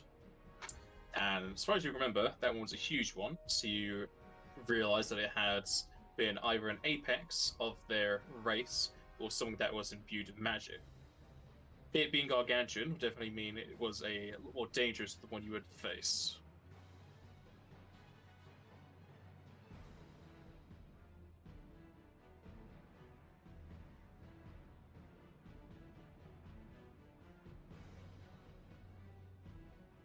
Was there anything else you wanted to look into in the library?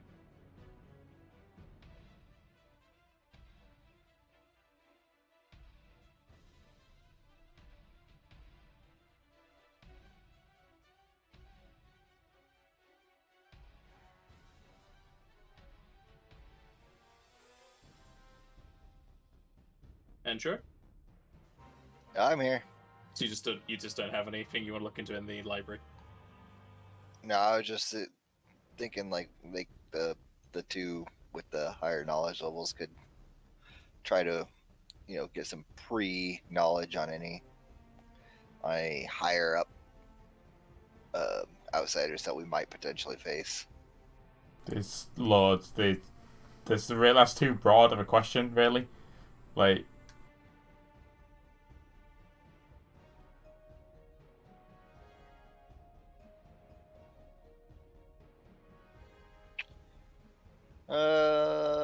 Yeah, I don't got anything else that I want to look for specifically.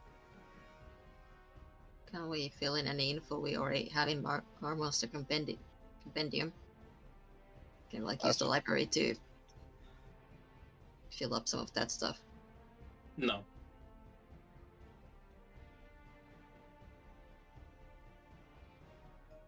in that case, I don't know.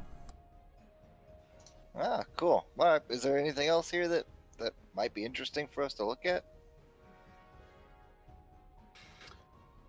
Well, you've already peeked into the revival area when you come back here, and you've already looked into the back. There's not much else down here. Okay. Well, I think we're gonna go take off. We got to prepare for a mission in a day or two, so thank you for showing us around, Joseph. No worries there, Joseph.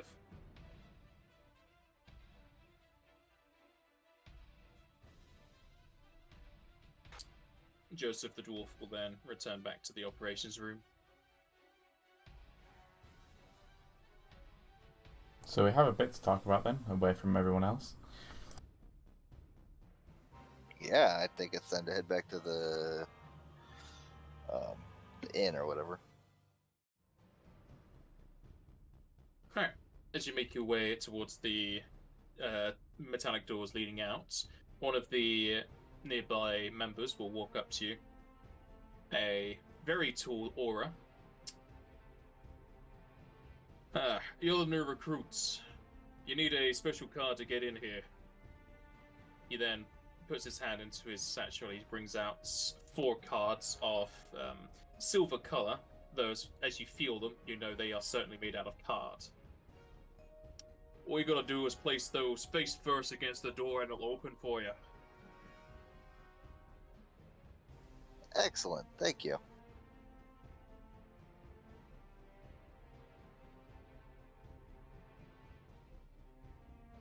I'll try mine.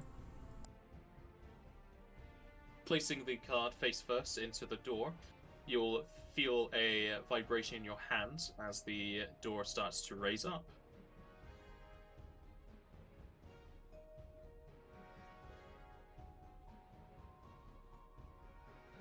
And leaving through the door and climbing back up the stairs, you'll find the stairs take you at least 10 minutes to climb them, as we will take a break here. Hooray! And I shall be right back. Remember to take the BRB off. There you did. I have.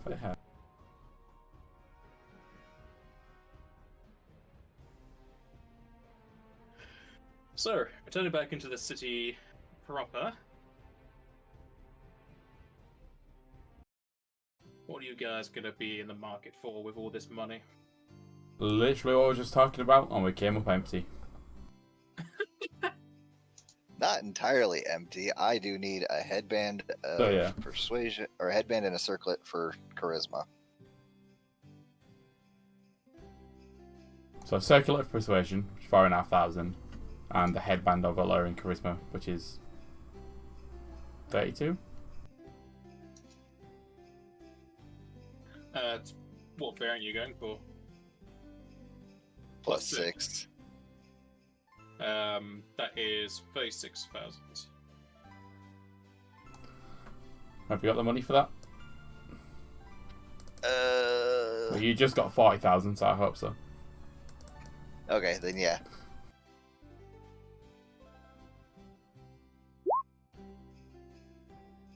And the circular persuasion is 4,500.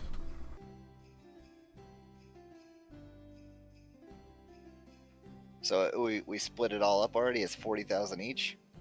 Yeah, but I'm willing to spend my money on other people because I don't know what to buy. I don't think I personally don't think I can just go out and buy something. I think everything I want or I would need has to be crafted.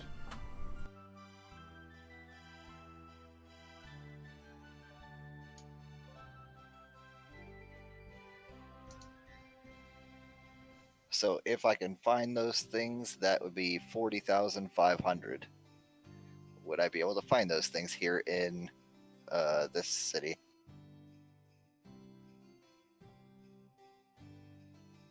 Let me check.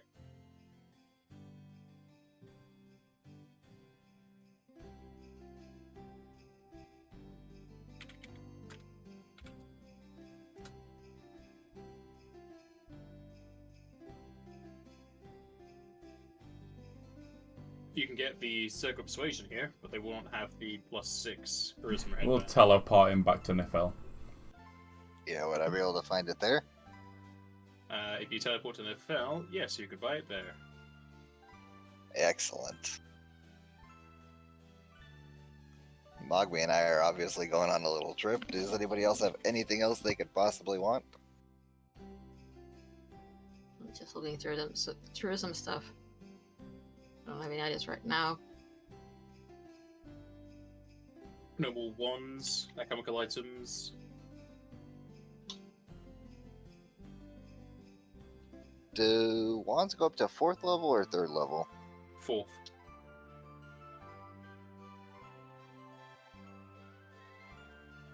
I need to look something up real fast.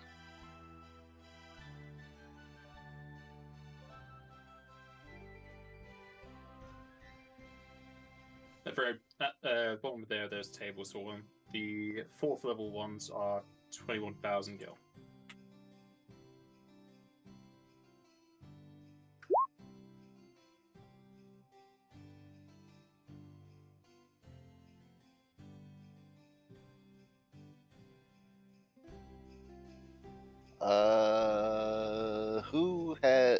has Vanish in their spell list? No, not in the party, but what class does? Type? You said White Mage.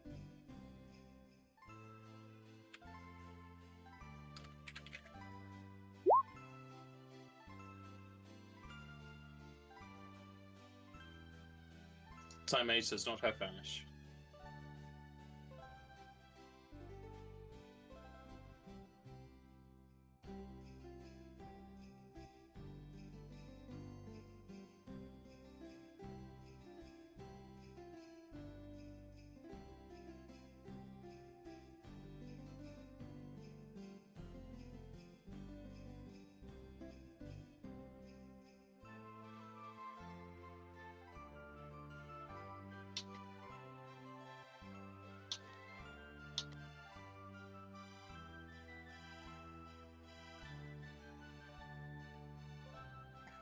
Might want to get a wand of that eventually. 1 minute per level. It'd have to be a 7th level caster, so 7 minutes at a time of Joseph just being disappeared until he hits something. As long as you understand when you hit things, you become invisible. That's good. Yeah.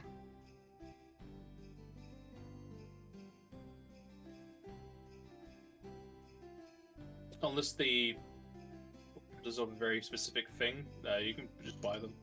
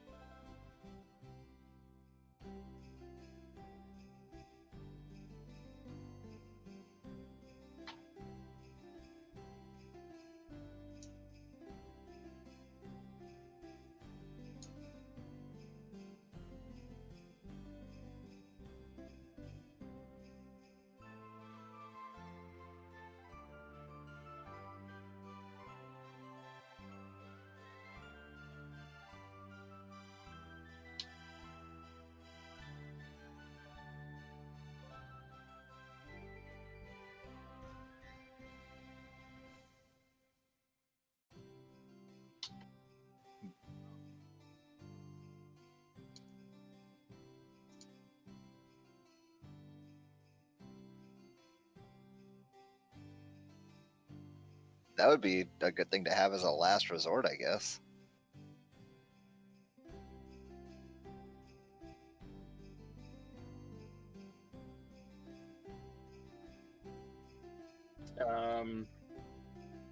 Fish, do you have anything on your feet? Your character's feet? Nope.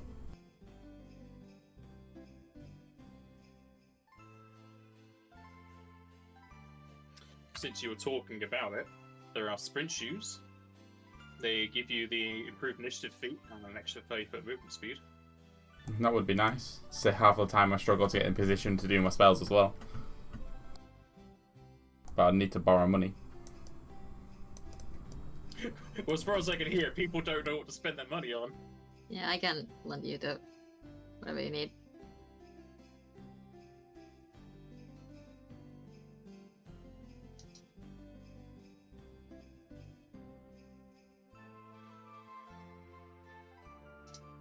I need 8,075.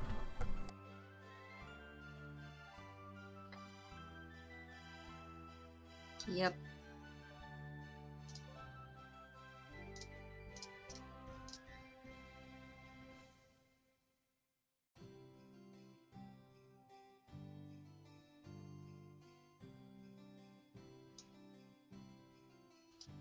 Joseph doesn't have 2 of them fighting, does he? No, he does not. Did you ever want it? It wouldn't really work at this point. I've got my shield and my one-handed weapon that I always use. I'd have to completely rework my character to be able to use 2 weapons, basically.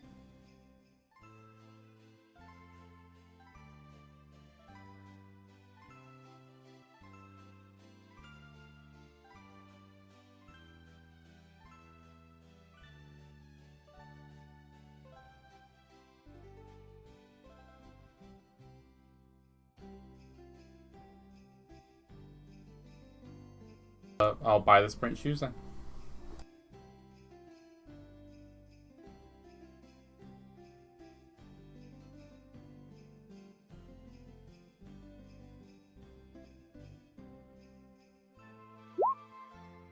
There's always that if you want to save on any type of healing, up to half.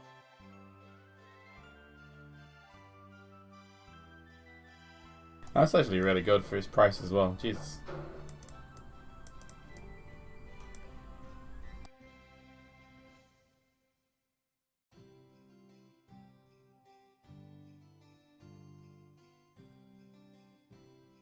Especially with how much health some people have as well in this group.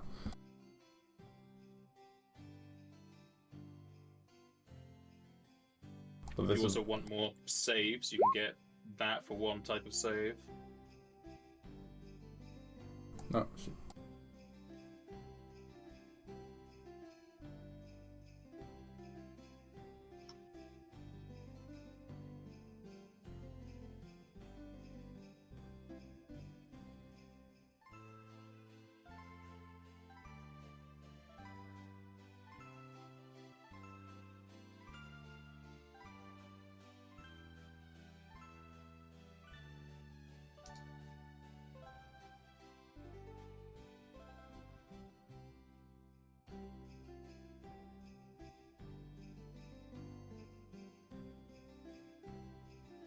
Well, I'm spent up.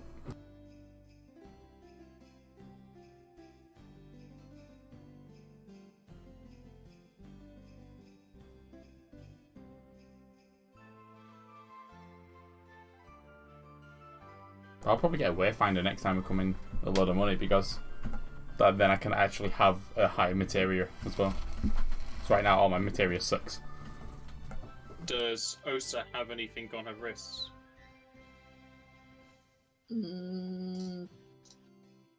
Not wrists. I have hands, but not wrists. Because you can always go down the bangle route, which ends up with these, which is just more HP. There are lower variants for less price.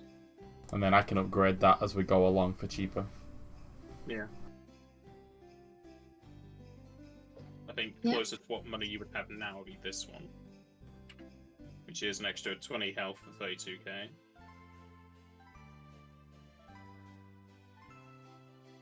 Yeah, that should work.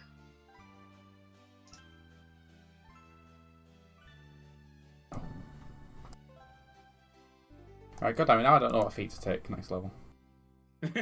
What, now you can get boots that just give you the feat you were gonna get? Mm-hmm. Hey man, feats are very good. The more you can just save on, the better. Goddammit, Joseph, you broke it. That's a beautiful thing. So you can never fail on a wand now.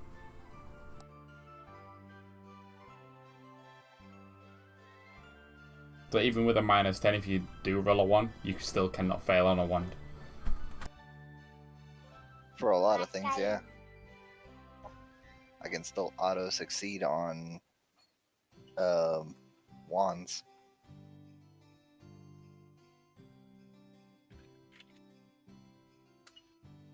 I'll be right back. And at some point, this could also be a good item. I say some point just because it's expensive. It's the Recovery Bracer, which gives you fast healing 2 at all times. And the fast healing goes to max health. Is that wrist slot, yeah? Yeah. Also remember, the items can be combined. You just make the secondary effects 50% more expensive. Mm-hmm.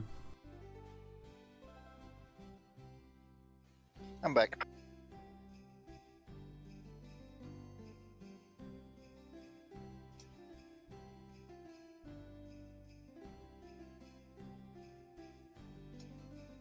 As well as all of the different armlets that can half, nullify, or absorb elemental damage.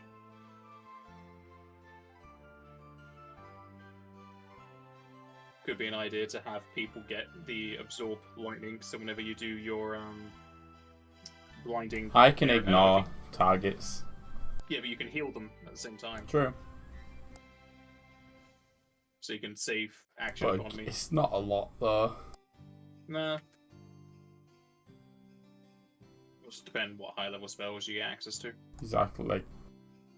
So far, I've got no 7th level spells, and all my 6th level are either an AoE life drain for me, so that can't do about that, and then single target. You guys hear me now? Yeah. Yeah. I don't know why, but I was suddenly being disconnected and reconnected and disconnected and reconnected. Here's one item Jack might want. Possibly you as well, depending. But there's the Wizard Amulet, which gives you 1 MP an hour. I mean, level 15, we get the 3 an hour already. That's if you're not doing anything. Ah, true. I mean, this will also work whilst you're sleeping, but then you only sleep for 2 hours. Yeah.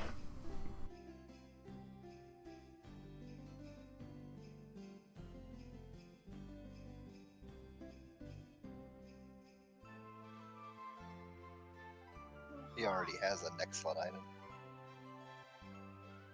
Yeah. But like I said, he can put it into it. Could always add the effects. Yeah. So you can have basically 2 items, but it costs more. Yeah.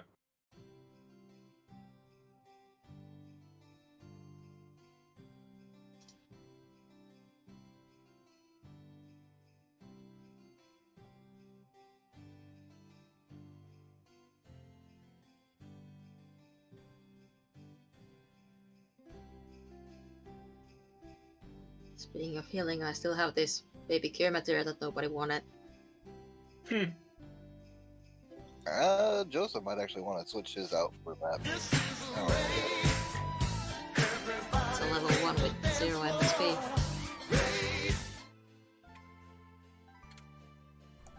Was a raid. Yes, it was. Made me jump out of my chair. Would I be able to attach that to my amulet of natural armor? Yes.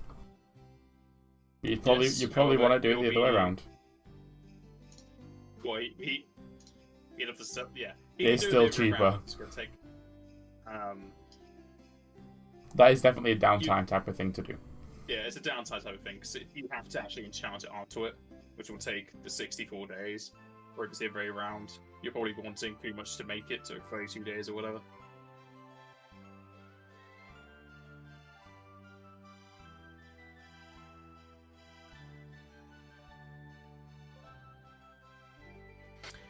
Do you want to stock up on any ethers? I still have. Do you- I still have 2 of the full MP ethers, the turbos. The X ether? The turbo. No, turbo. Yeah, I got 2 of them.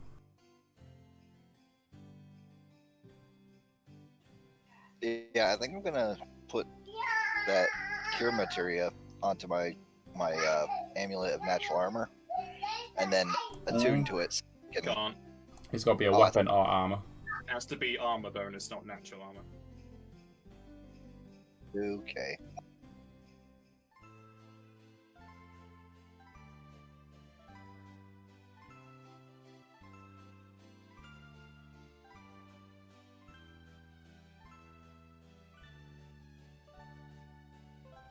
Yeah, with that right now, I think it's everyone but Jack who's spent up, right? Yeah, and he's not here. So. Yeah. Alright.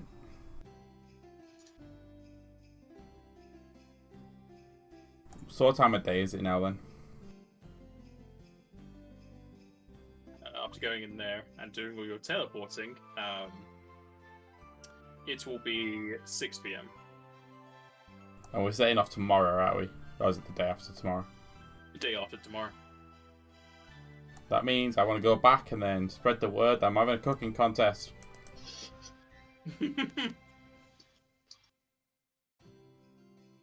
Where are you spreading this word? Not if I can't remember what this place is called now. The one you're in, Sraken. Yeah, that one. The capital city is Nefel. Yes, that's Sarakin. The way we did the arena. And I'll So what are you spreading the word about? that the backup plan is holding a cooking competition.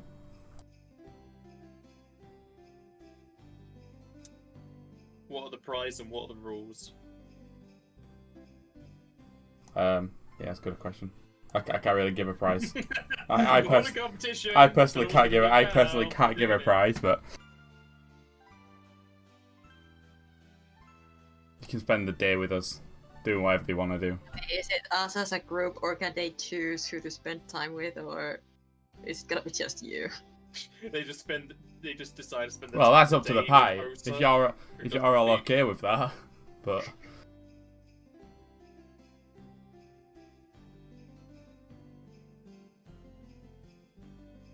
would you want to spend individual time with a winner?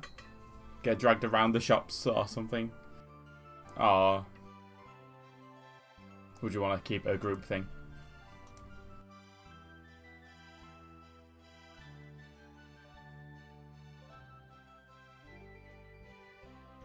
At least this group plays protagonist very well with being mute. I was chewing. If they get to choose who they want to hang around with, it's almost guaranteed to be Mogme. That's Mogmi's problem. He's not We'd here have to to get say his no.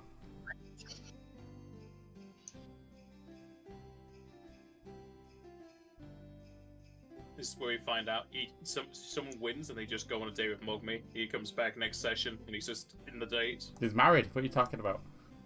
Remember that? He gets married off screen. He gets married when he's not here, remember? But I've already done that storyline with Jack.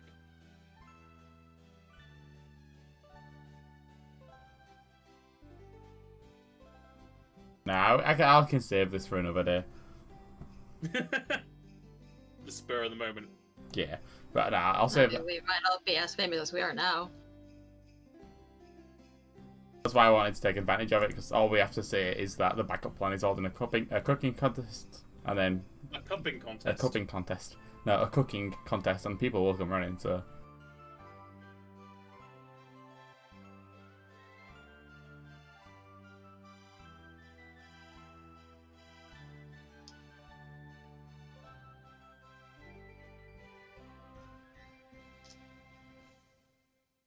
nah, it's fine. I'll hold it for another day. This is the part where, like, player and character have two very different opinions. Yep. Because G as a player is very interested to see where this would go. Also couldn't care less. I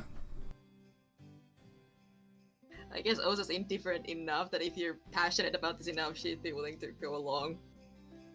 It's Yeah, food. she It has no involves food. plans What do you for mean them. if he's passionate enough? Of course he is. But it's not. It's actually cooked food. People cooked with their hearts to win the prize. Could be amazing. Okay, let's say if he's passionate enough and if the rest of the party are, like, in it, then sure, why not? Joseph would be willing to put forward a slot of his time to hang out with some random person who won a contest. I will say anyone with any guild left in the group, if you want to put that up, and I will pay it back as soon as I get the money. As well as the 8,000 I already owe Osa.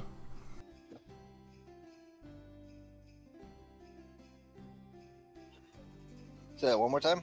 If you put any money up like to the winner as well, I will give you the money back when I get money. Oh, okay.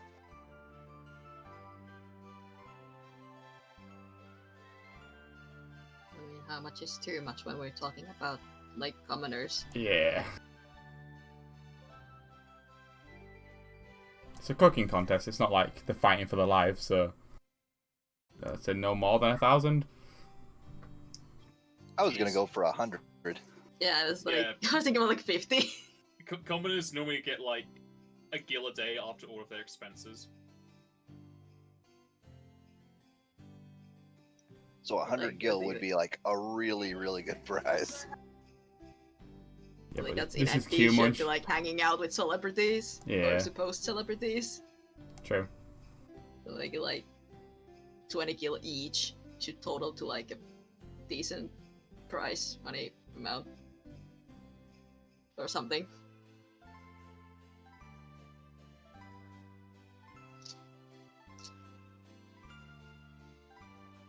Well, whatever it is, Q munch will pay when he can. He's literally skint right now. So. So, Joseph will add 25 gil to the pot. can Oh, people God. type in the chat what they've spent their money on, please? Just so I know who's bought what. And what you're shuffling around the material for.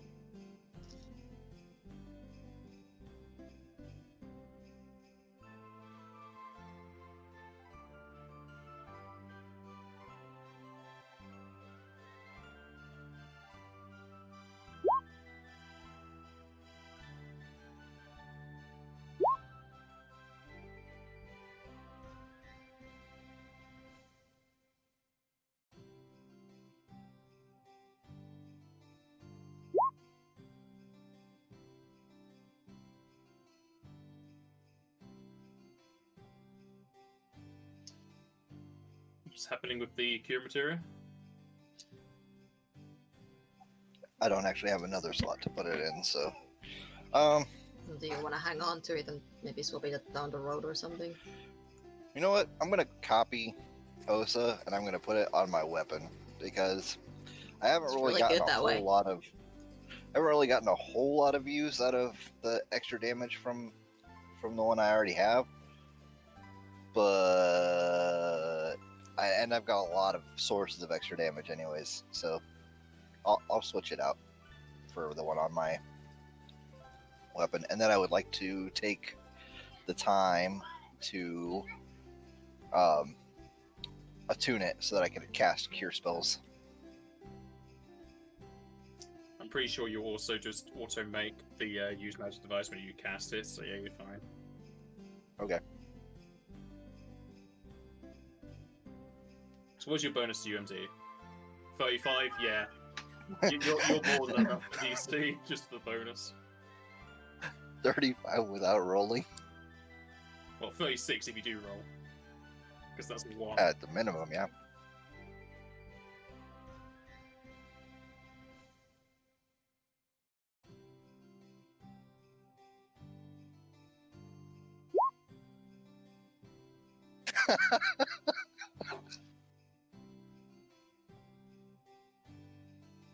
Yay!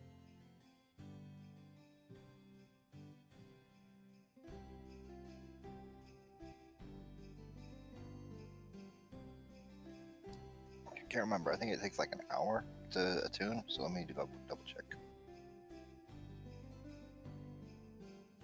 Well, either way, you have the rest of the day for doing it. So, after buying up all of your new gear, how much money is now just laying around in the bags? And or whole? I've got 1,000 gil left basically to my name. Mogmi's got 40,000 plus whatever he had before.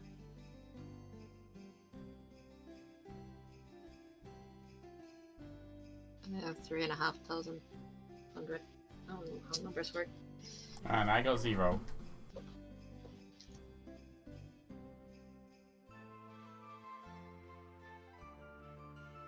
How much did Joseph say he had?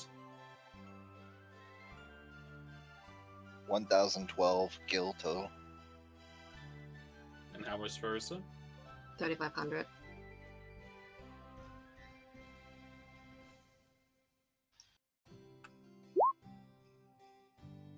Yeah, that could fit in the biggest bag. But that is also a rough estimate. Because I don't know how much more money Jack has.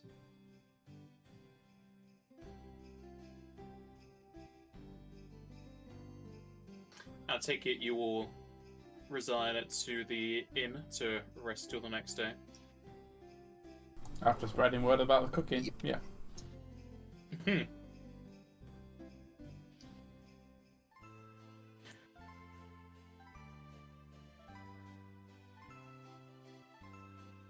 Oh, that's the innkeeper. Can I hold it here as well? Bring in customers in.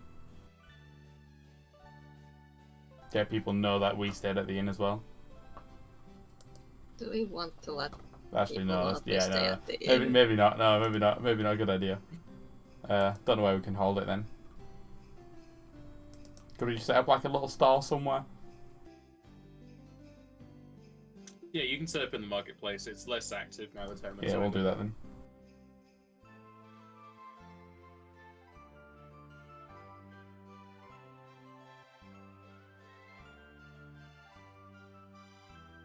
Look at that, isn't that a nice day for Israel?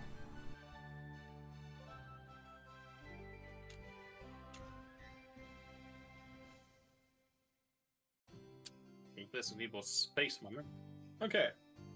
As you rest until the next day, heading back down to the ground floor of the Lucky Cart, either enjoying food because you could just enjoy the taste. You keep losing the connection to Discord. Oh, he's gone.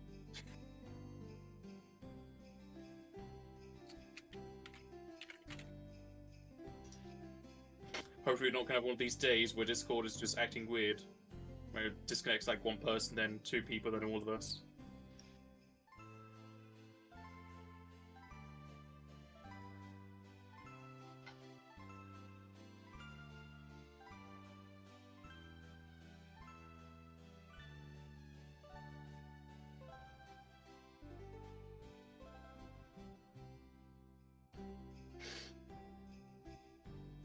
I'll give him a minute or two, see if he can come back.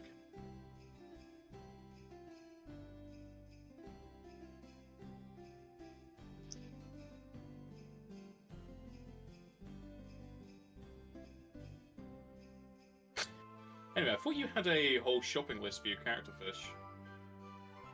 Not this one. I've pretty much got everything. Everything just needs upgrading.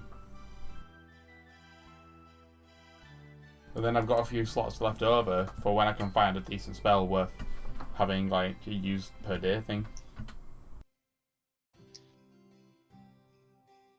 It's like, say if a item, a spell thing had a command word, is that still a standard action to use? Yes. Is there any way to make them like lower actions? Anything lower action is like specific magical items. Anything you craft is always going to be standard. Oh, right. It's either standard or it's on continuously. And if it's on continuously, it's very expensive. Yeah, yeah.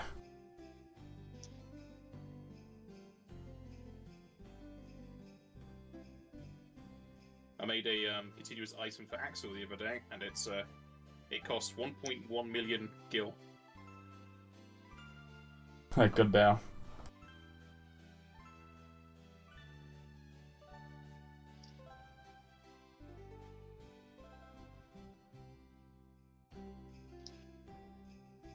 What about Osa? No shopping list for Osa? I mean, I have stuff listed, but most of it is just would need upgrading, which would take way too long for right now. Fair enough. Don't really have anything like burning to just buy off. Have neither of you investigated into the inherent plus items?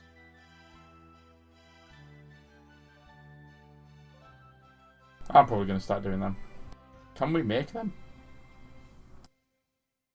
You need to have the craft chemical item feat, and it's not much cheaper. It's about 1,000 gil cheaper. Right, I'm assuming that was for balancing because that would have been. Yes. But how that's it's the done thing. in Pathfinder. Will shops sell them though? In the fail, yes. Right. I was saying I'd have to take the fee if not.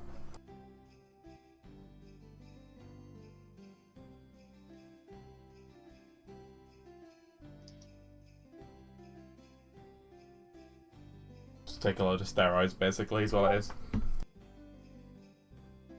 Yes and no. I mean, they're found throughout several games. In FF7, they called sources. In 2 or 3, there are pluses.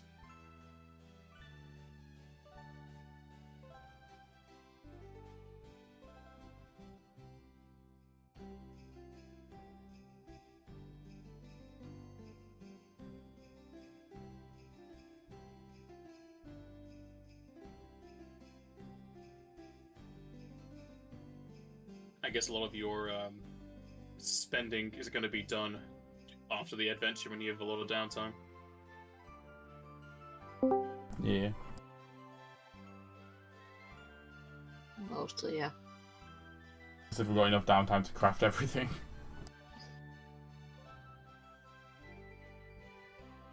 Can you guys there's hear an me intro. Yeah, Yes. we heard that. Hey.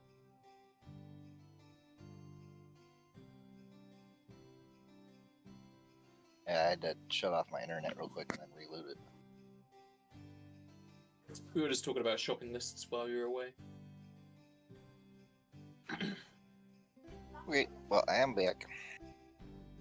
Okay, after you awaken and go back to the ground floor of the Lucky Carp, either enjoying your breakfasts or just waiting for the day to start proper, as most of you don't need a lot of sleep, a Moogle messenger will come into the Lucky Carp.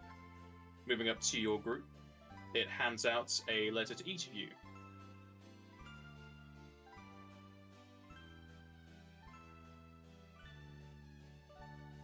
Read the letters. Take the letter. Yeah. Yeah, take the letter. Start reading it. The letters are all addressed to you individually, and it says to gather your group and head to the teleportation hall. You'll be meeting with Mogola again, and you are to be meeting with a representative of the Nefel army. How much MP did Mogmi gain over sleeping? Yeah, how much? Sleeping is the cast level plus casting mod, which I think of him as intelligence.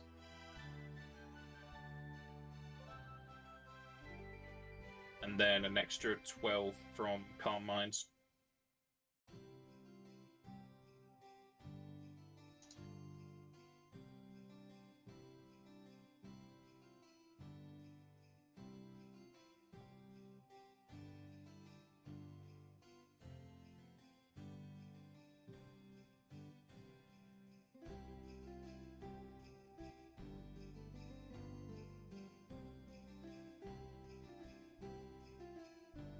I got 34, so it should be around that. Yeah, he got so 14 from level, 8 from intelligence, and then 12 from Same. calm mind. So he's not quite at max, but he's close.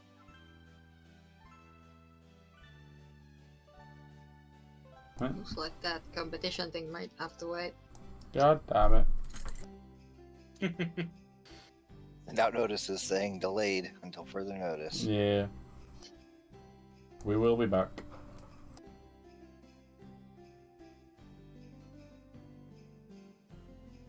Grab Blasto and head to the teleportation circle. Or teleportation hall, I mean. Yeah, a circle would be something different.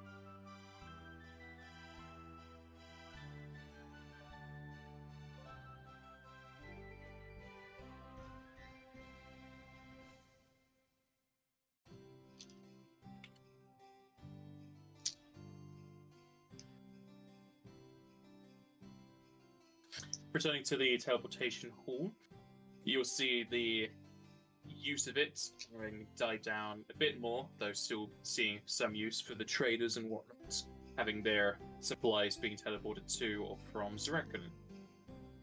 Mogola, the Moogle, will hop his way over to you.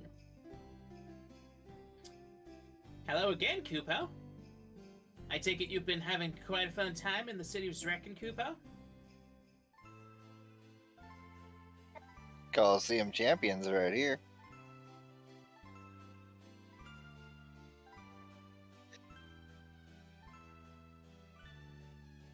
Making quite the name for yourselves, Kupo. Not going to be doing too many clandestine ops after this one, Kupo. Probably not. Anyway, I've got orders to teleport you somewhere, Kupo. Where are we heading to? Heading to a clearing in the forest. Way towards the east, Kupo. Sounds like fun. What's the worst that could happen? The worst thing that comes to mind would be drinking Dr. Pepper, Cooper.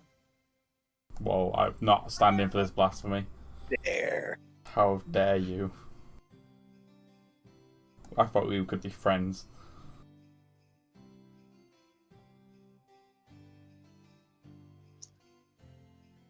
You all link hands with the Moogle, I assume. Yay, there's a go. And in canting the spell, you all are teleported and whisked away.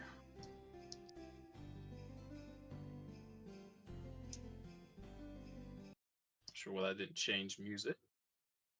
It should have done.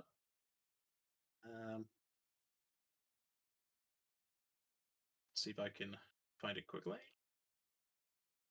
Here we go. As you are whisked away, you find yourself on a paved stone road going through a forest. You definitely feel like you're quite a far distance away from Srekken, though where in particular you're unsure. Ahead of you, you can see several Aura and Hume soldiers looking across a battlefield full to the brim of. Just get the correct names. Of pixies and alrauns. I have no idea how to pronounce alrauns, so I'm just going to go with that. Plenty of the soldiers' weapons and gear are covered in the blood of said creatures, and a lot of them are tending to their wounds. Leading them is a... I just had this. There it is. Leading them is a relatively young man in a camo-like outfit from jacket and trousers to the rifle strapped to his back. Let's see if I get this one. With an unkempt look, he definitely seems a bit out of place against the other well-styled soldiers, though from the markings on his arm, you can tell him to be of the corporal ranking, probably commanding this small platoon of units, as it were. Seeing you teleport before him, he will go on a guarded stance until he can recognize you fully, at which point he straps the gun across his shoulder once more, moving up towards your group. You're the infiltration team. Good. I see you got my note. Made your way here pretty quick.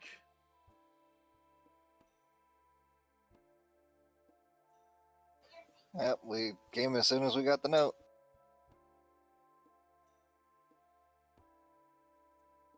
Good thing too. This place isn't exactly defendable, and the outsiders are especially angry today. Though surprisingly, a lot of the things we've been facing aren't been inside us, so they have been teleporting here. Strange, the pixies are fey. Well, we've found out some information. Great. We've been wanting to get in touch with your group. It's not exactly easy to transfer information over the waves, as it were. It's better to do it face to face, and you've been spending quite a lot of time in Srekken. Word's been spreading about you guys being the champions. The name's Gottfried Stryker, by the way. I'm a corporal in the Fell Army. Word just asked me to get some reports from you lot. What kind of reports do you need? A basic debrief will do. Things that happened, information you have acquired, and any items you've been transferring over, as well as the progress you've made in infiltrating the Divine Destroyers. Straight out. Well, first can I roll a knowledge local to see if I recognise his name as being actual part of the army and stuff like that. Yeah. Just to verify what he said.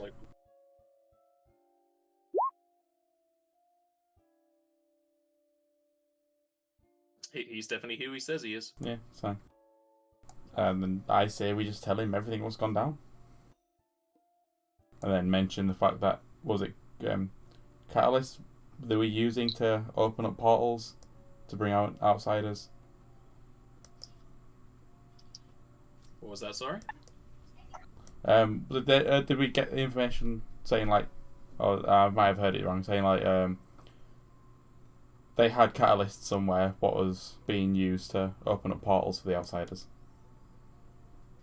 Yeah, they were afraid that there was a catalyst causing something to happen, and that there might be like a full-on demon gate coming soon.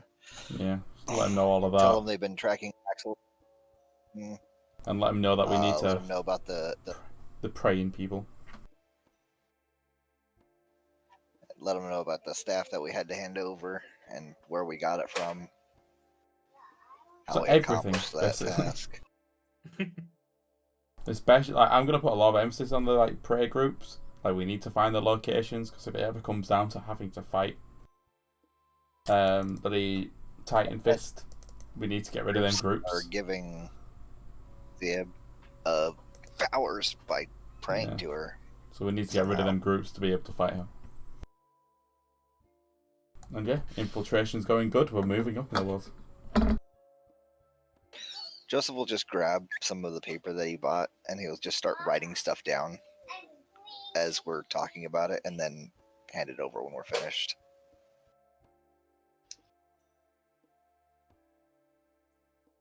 Well, it definitely seems like your group's been making very good progress. And it doesn't seem like it'd be needing too much help from us. We've been scouting out some information, and, well, say the least, if you were to fail, we'll be able to tell you about where Dranben was. The little extra information is definitely a boon to the cause. Our advice is to continue going with your plans, go off to Dranben and do what the man says. What I can best tell you is that he's not exactly as good aligned, lack of a better term, than Azaem is. We've also been tracking Azaem as far as we can, and collating with what you said, definitely seems like he's helping out the locals. If it's out of the goodness of his own heart or for an sinister means, it's hard to say. I think it might be a little bit of a front. He goes around healing people and then asking them for payment, and then if they can't pay, kind of not really an indentured servant, but like, hey, you can't pay, so come work for us, and then that's helping them further their goals.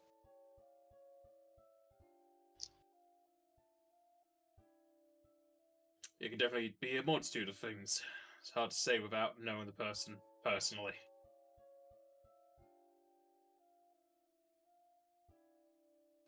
Yeah, that's just the gist I got off of it. They're not like running around saying, oh, now you owe us money, you have to work for us, but they're paying people pretty good money, it seems like, and helping them pay off their debts that they give them, and then letting them work for them and as well. So people there seem to be very happy to be like honoring that deal. yeah, but that could be part of the indoctrination and brainwashing process if that's something that's happening. Yeah, it was very fishy.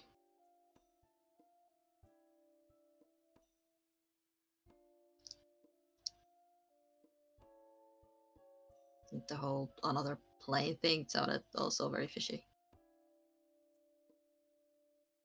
Yeah, they're trying to gather a bunch of artifacts and stuff that can create useful things in another plane that they're creating, such as the staff that we handed over to create forests. They're trying to find ways of getting food and water and plants and animals over there so that they have sources once they move over there.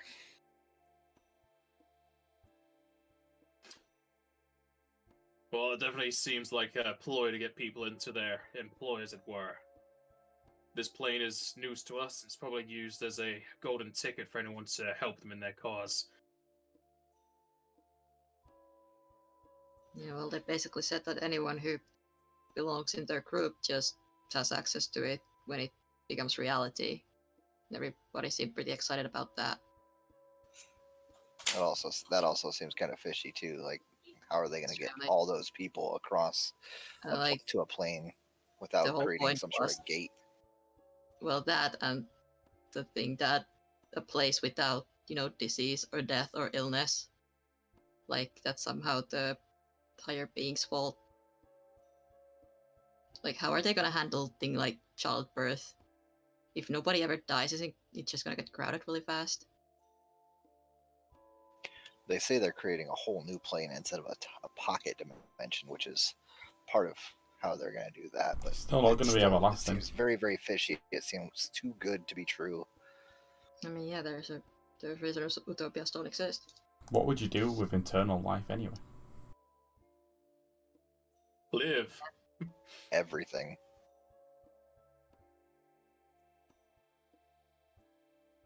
Yeah, the fairy tale they're spinning definitely is glassing over people's eyes.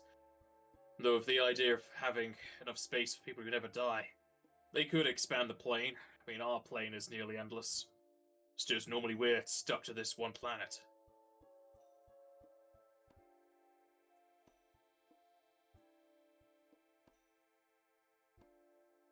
I have a feeling that they're overselling the virtues while hiding the flaws in their plan as much as possible through charismatic leadership and persuasion.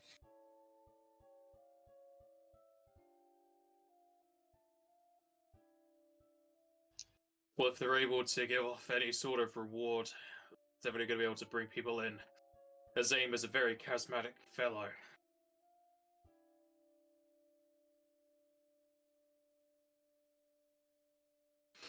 And onto the topic of these prayer rooms. There's going to be a major objective for your team. Find out how many and where these prayer rooms are located.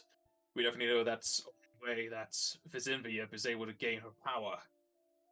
And if she has too much of the prayer rooms installed, it's possible she'll get into the pantheon before we get to her.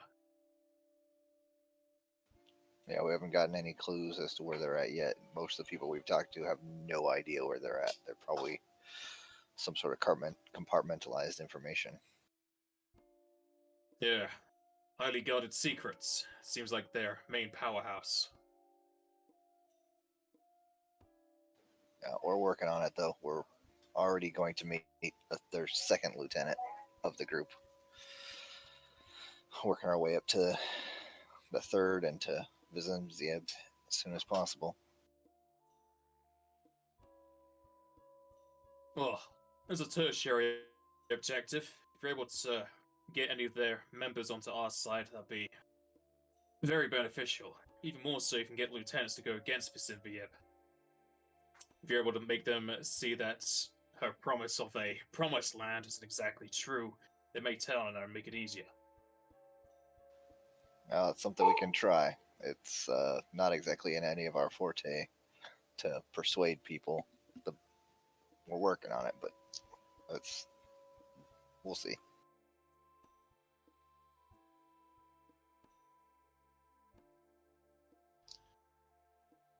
One of the human recruits from behind him will then walk up to Gottfried as they hand over several notes and notepads.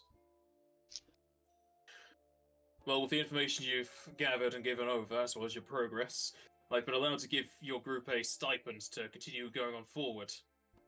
Though currently, a lot of our finances are kept up in other things. Thankfully, due to our incursions against the outsiders, was anything else coming out of a bloody portal, we've collected a mass of corpses and bodies that no Kumach can definitely make use of. Haha, yes. Along with the corpses, we also have a vast stash of scrolls. A lot of the creatures coming past are able to use such things or cast as themselves, so we've been gathering a few of those. I can use those just fine.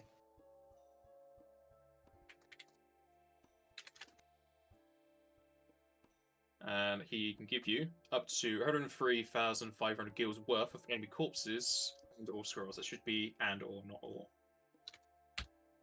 There's not all, I just want them. Give me the food. I need spells, goddammit.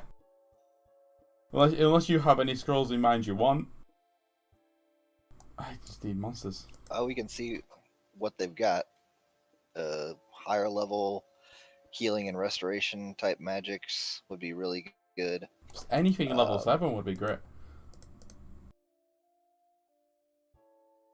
So if you want to give me names of creatures, they're going to have pretty much every outsider, but they are going to have other monsters, because as you said, things that aren't outsiders are also coming through the gates. So I have not. I don't know because I haven't looked at spells worth learning because I can't learn them. So you put me on the spot here.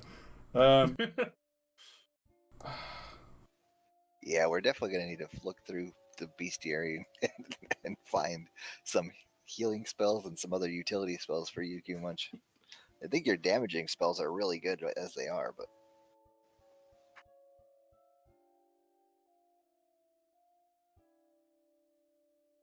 Yeah, Blue Mage is a very upfront caster. When they get a spell, it's great, and then it just slowly peters off until you get the next level variants. There was a note, they won't have any, like, primals or avatars or anything, That's so those fair. won't be on the list.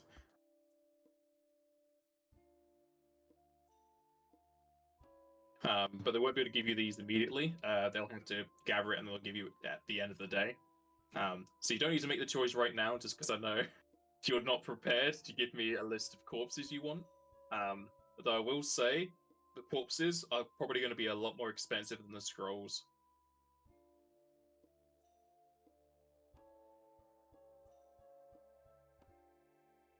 Well, with the scrolls, they could be scrolls that Mogmi can learn from.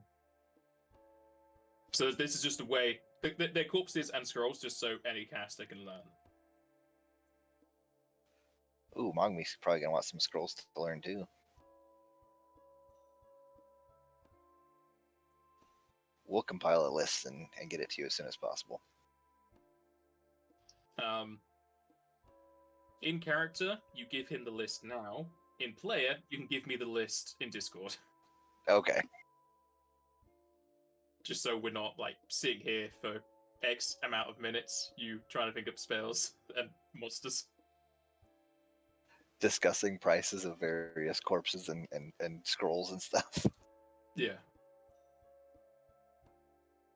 Okay, and after giving him a list of corpses and or scrolls, he'll make that in a notepad. Is there anything else you lot need to talk to us about? It was just mostly a catch-up meeting. We'll tell them the location of the place that we were taken to and how they have like items and gil and stuff like that going into a bank vault or whatever, And showing as one well of the as cards. the other stuff that we saw there. Just giving a general description of the area, the name of the pizza place, and where it's located in the town, all that stuff, and how we get in.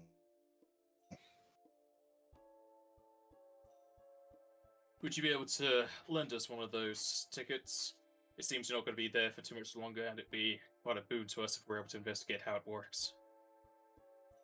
I'll give you mine. I'm probably not gonna go there alone, at least. Probably ever. Gottfried will take the ticket from you. Thank you, Osa. And this is mostly out of character question because I can't remember, but was it said about those incursions that are they happening globally or mostly in Gargan? The outsider portals. Yeah. They started off very haphazardly, and it was all across the world. But ever since the Fells got involved, it's been more towards the east of Gargan. Okay. So it's kind of centered in Gargan, but they happen everywhere. Yeah. Okay. And were we aware of the Divine Destroyers? Are they mainly a Gargan group, or are they also everywhere? Divine Destroyers started out in Gargan as the 4 members, the 3 lieutenants and Wyznwyb, and then they've started recruiting within Gargan. So pretty much just Gargan. Just Gargan, okay. Gotcha.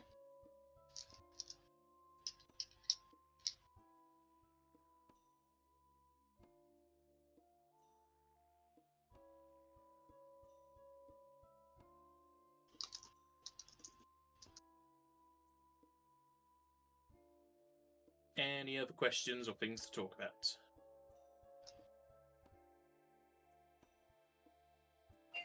Do you have any information on the mission that we're going to be going on? I don't remember the name of the place as a person, but I'm sure Joseph The does. place you're going to is where we're- called Cistern Hold. Yeah, do they have any information on what might be there, what we might have looking at us when we get there? Or could they get some information and possibly pass it along to us? Yep, just give me one moment as my Google Doc loads. That's how you spell it. Yeah, we know of Cistern Hold. It's one of the places we're investigating. We've been investigating most of the largest cities. We hadn't found any correlation with the city and the finders. I don't think they've even been there from our records. The place is mostly a recycling and reuse facility. They purify the ocean, make food, and repair electronics and constructs and whatnot. If the Divine Destroyers group's looking for relics that can populate a plane, they might be looking in towards the Everwater orb that the city uses. It's essentially a limited use purifier as such. Purifies up to 200 cubic feet of water every 6 seconds. We're being sent there, and we're supposed to be meeting up with Dranben when we get there, or sometime after getting there. Possibly, it might be a in between stop or before we get there, but he's supposed to be in that area, I think.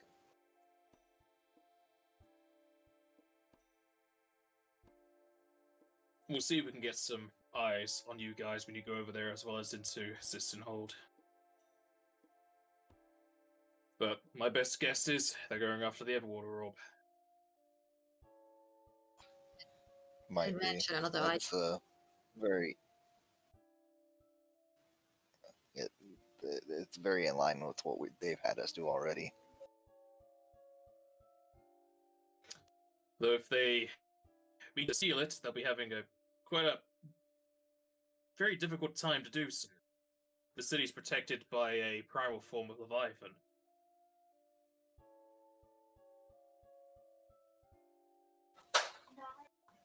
Why do I feel like that's going to be our job? I had the same thought. They also did mention fighting.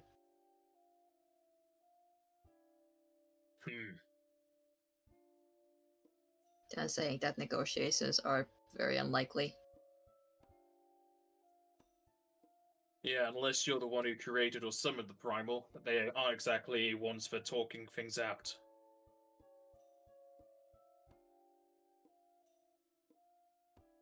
So what you're saying is if we can find the person who summoned it or created it, we might be able to talk with them? There's a possibility.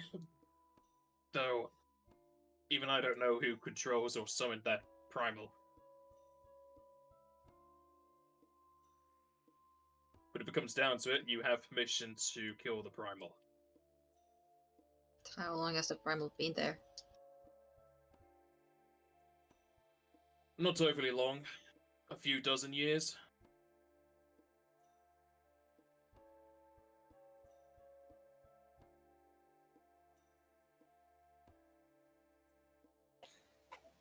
I think we have everything we need. I think we've got everything you need. Well, I think we should probably get back.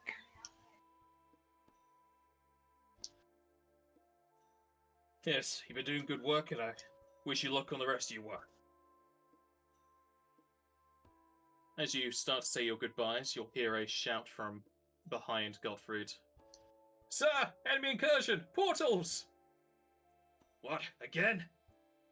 You guys, don't mind sticking around for a sec, do you? Joseph's already got his weapon out Yeah. and he's running towards the portal.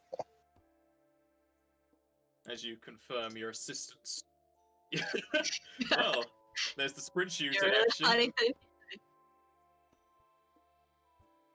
As Let's you go, let's go. accept the request for aid, you'll also feel a rush of wind and then a pulling from behind you as portals also open up from the rear.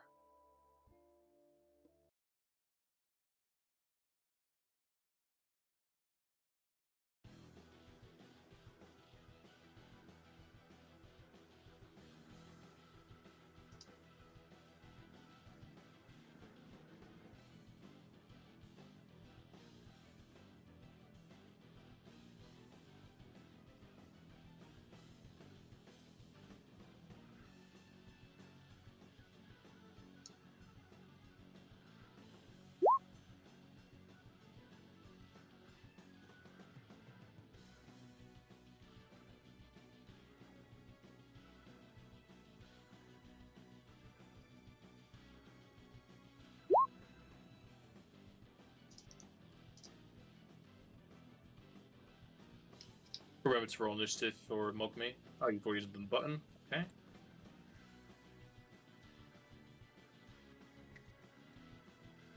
I don't know how to add it from that point.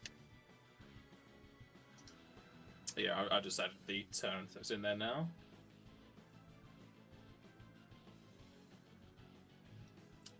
Alright, and first up is Kumunch. You've already fought these. You... That's too much. I'll just double check. I'm pretty sure you've already seen these. They were in several places in Diagonal Manor.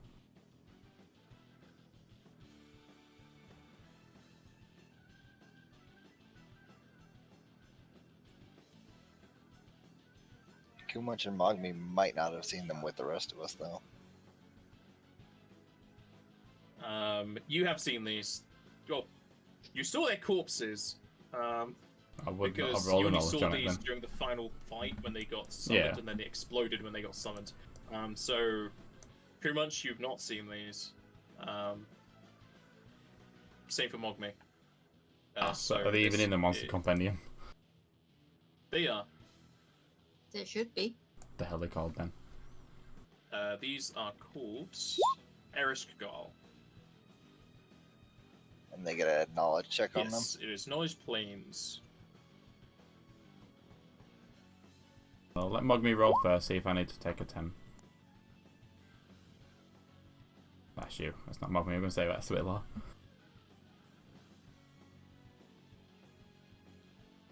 That is Mogme.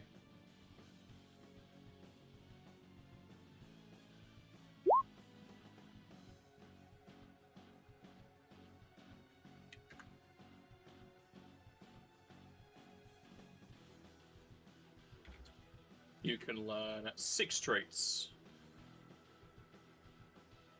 I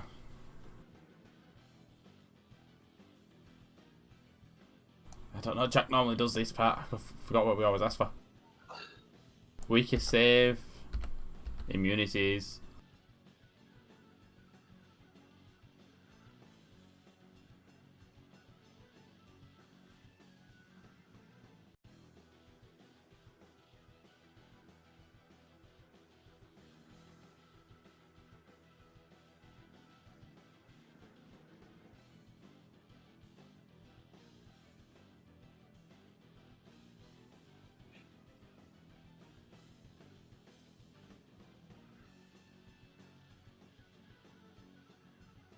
We only have 2 abilities. Yeah, we know they have poison and dance hall days.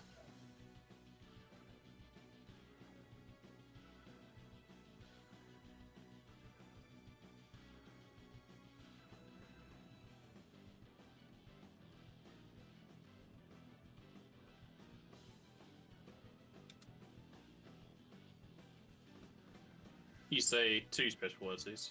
Well, we know 2 of them, so we have. I said 3 special abilities, so however many there is. If it's 3 more, all 3. You'll learn 1 more. You'll use up 1 to know you don't know any more, and then you can have 1 more thing.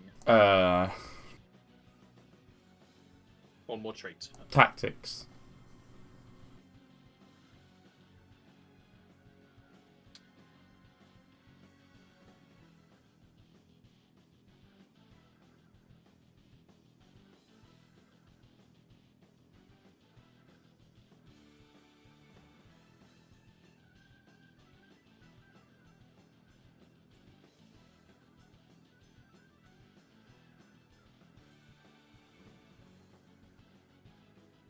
Okay, their weakest save is Fortitude. They have immunity to Blind, Fire, and Poison.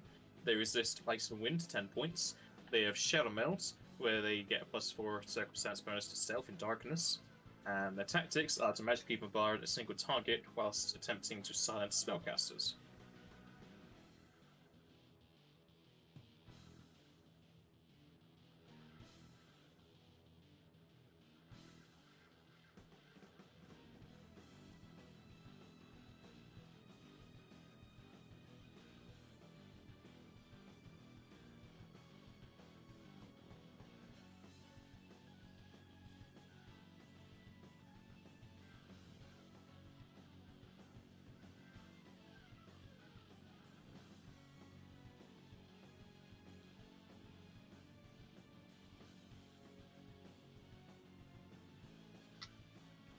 Goddamn quick feet.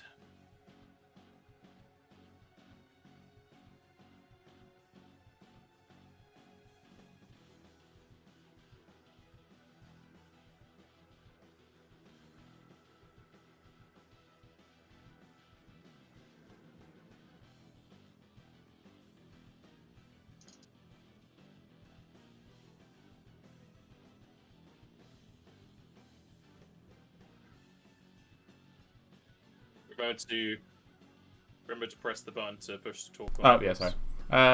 Might not do that. Because I know they're going to have to go to casters, which is me. Yeah,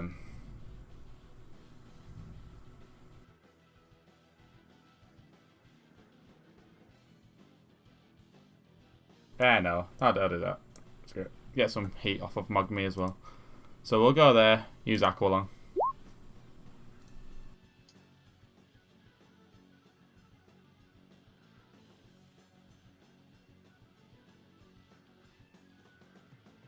It goes from that like that, doesn't it? Why is that so low? So reason they don't have their bonus in Fortitude. It's the lowest save, so hopefully it's very low. It is, it's just for some reason the bonus isn't in there, they just have their stats adding to it. Okay. Even with their bonus added in, they'll all fail. Nice.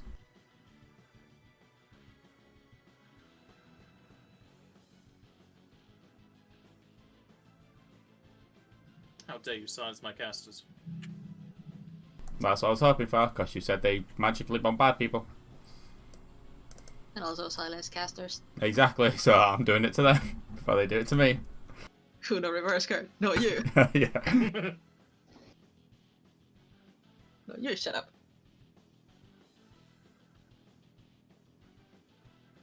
Okay, what's the duration for that? 6 rounds. 6 rounds. I'm pretty sure they'll be dead before then, it's okay. And then I will use scan on that one. It's just a DC20. Well, actually, what is it now?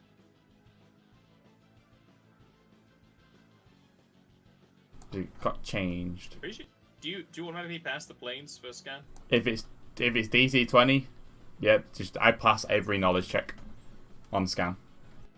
Then you'll know it has dance all days. Yeah, but I've got to use scan to then use invoke. Yeah, no. But I've already moved, so I can't do that.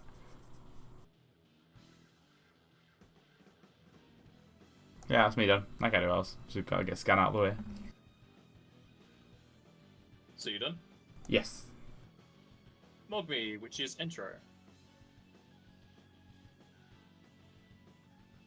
He is going to take a 5-foot step back and attempt to cast a spell. Target of 1 creature for 2 levels, so he can get all of them. Depending on if this spell requires them to be within a certain distance. Yeah, normally they have to be within 30 feet of like each other. What's the spell? Right. It's a Recall Agony. I'll push the button in just a second.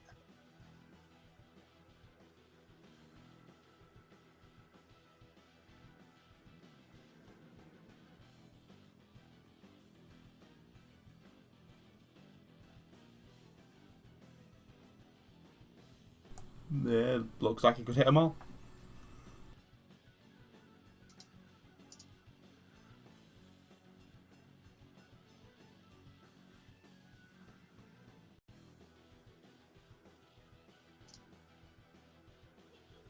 So it's going to be a 25 will save DC for them.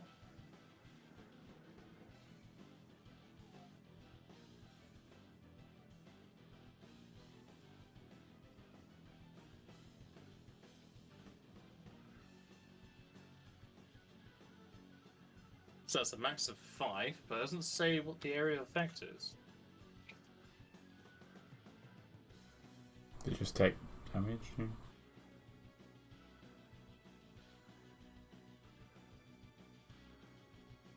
The initial spell doesn't either. Oh, you don't have the rest of the text in there. It's no two of which could be more than 30 foot apart. So that's why it's confusing, because it doesn't have all the text in there. So you can hit them 4, or these 4 and potentially kill the 3 I've already hit. Yeah, we'll start from the left side over by Q-Munch and take the first 4 in a row, basically. You need to roll 8d6 because it's not in there.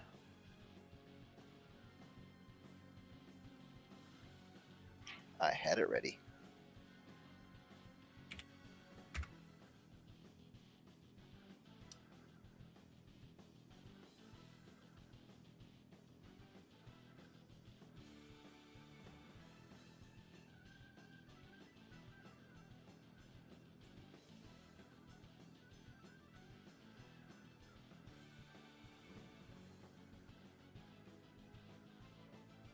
For some reason, my macro isn't adding in their bonus. Maybe because it's a copy of the sheet. Okay. So first one, will save. Second one will fail. Third one will save. And the fourth one will fail. So half and half.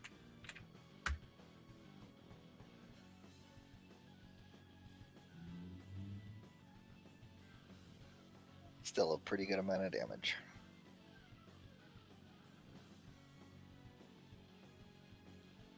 Anything else? That was his move, and well, he took a 5-foot step as his move, and his standard was to cast a spell. He has swift actions that he can take, but I don't know them very well, so I'm just gonna leave them for now. Okay.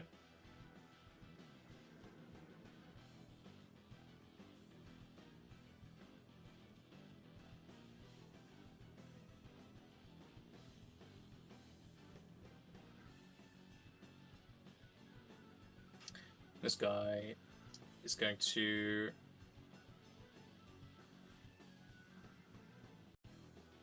do the beforehand.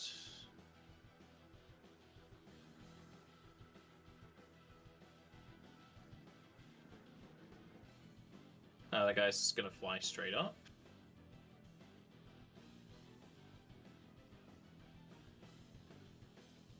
This one also does the same. Osa.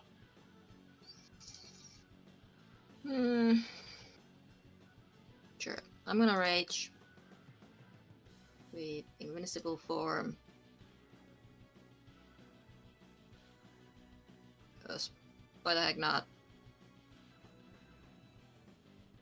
Why would you not indeed? It's kind of my thing, so heck. Almost 200 health. Who needs more? 5-foot step here and full attack this guy.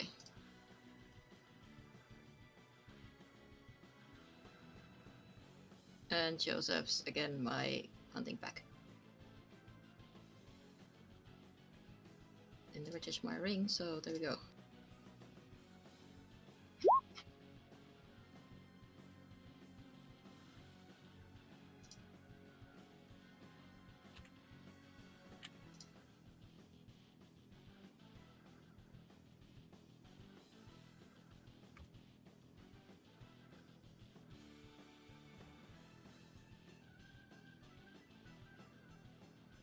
You cleave several times into the Erish Kagal as you chop off his wings and dig in deep to his neck as he falls to the floor.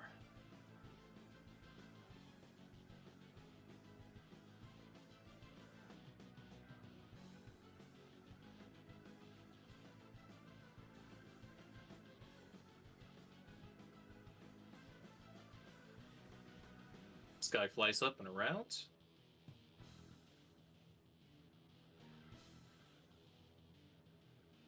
This guy will fly up and cast a spell.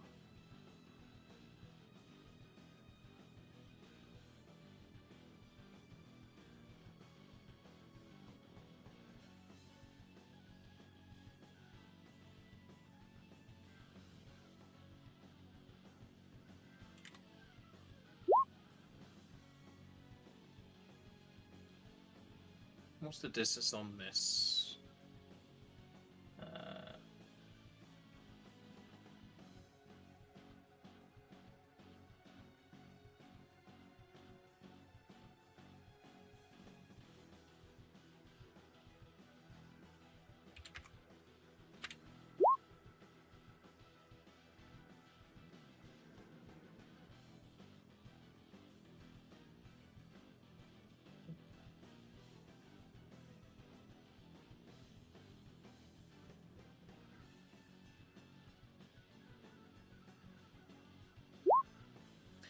He shall fly to there and cast a spell at Kumunch. Kumunch, you need to make me a one save, please.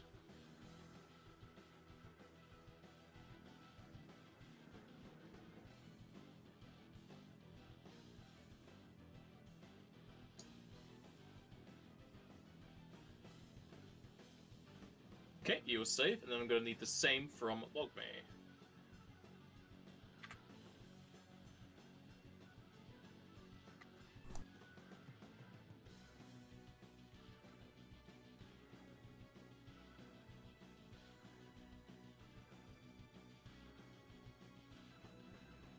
Intro. Yeah, what's up? Mogme needs to make a will save. Oh, I thought you said Q-Munch. Yeah, Yeah, both Kumunch did, of us. and then you.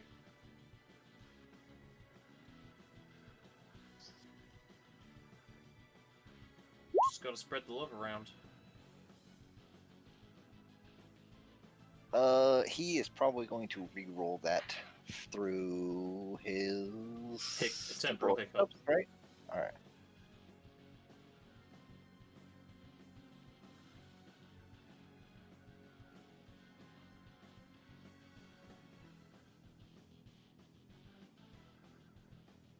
I don't remember how much this uses. I think it uses one. It's just one for himself, yeah. So,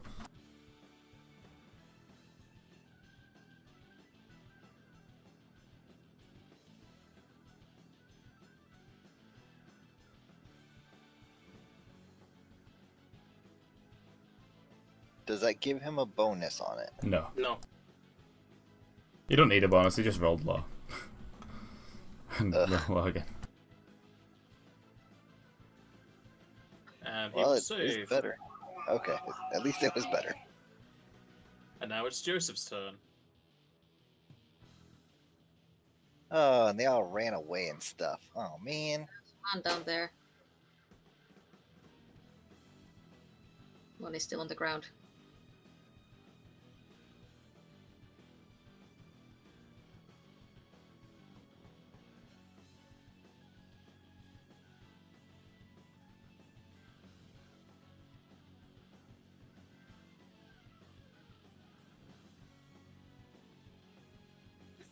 And I will attempt to hit.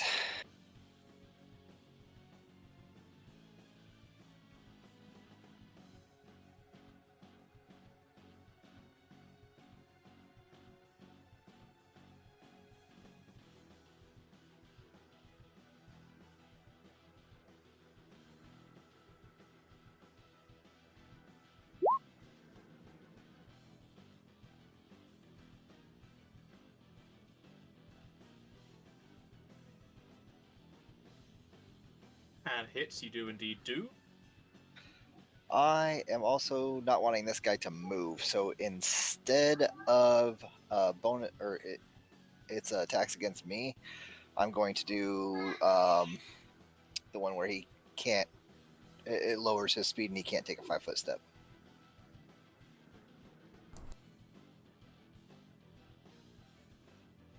And I get my sneak attack damage from Skirmisher because I move more than 10 feet. He's also flat-footed because he hasn't had a turn. Oh, that works anyways. I just wanted to make it in there.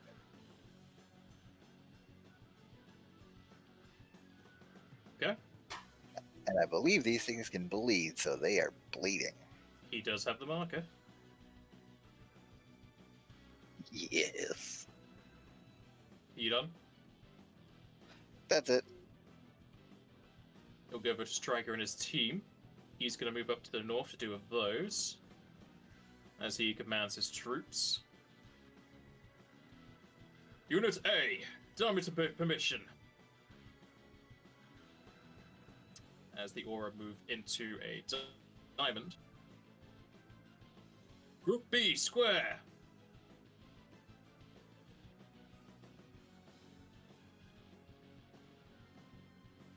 Group C, defensive.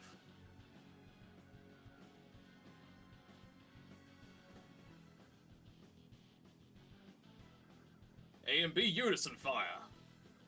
At which point, the two groups in the front all fire at once, pelting the demons towards the north.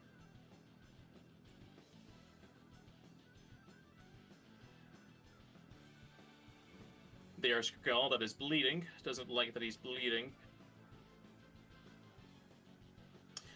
Did you say the debilitation you placed on him means he can't 5-foot step?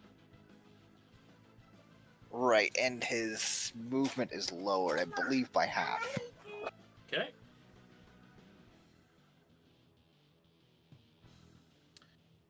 He's nowhere going to need to make that concentration check with bleeding on him. So we can't do that. So instead, he's just going to full attack you.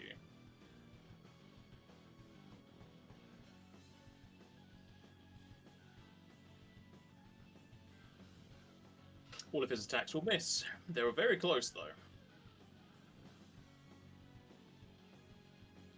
Kumach.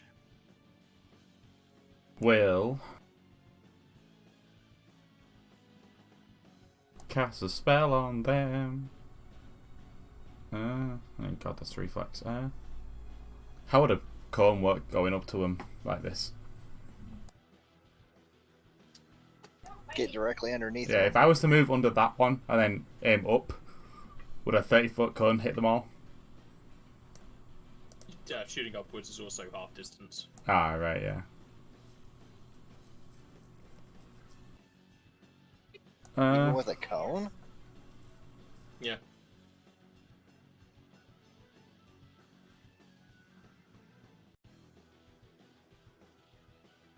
I will use Umbral Storm, but make it a 7th level spell. Something about 7th level spell. Umbral Storm, 7th level. It's an area effect, so I'm pretty sure I can hit them all. Yeah, it's a 20-foot burst. And again, I just focus it on the middle guy.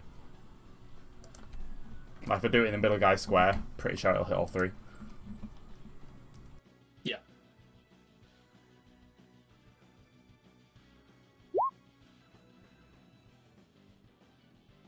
A DC 27.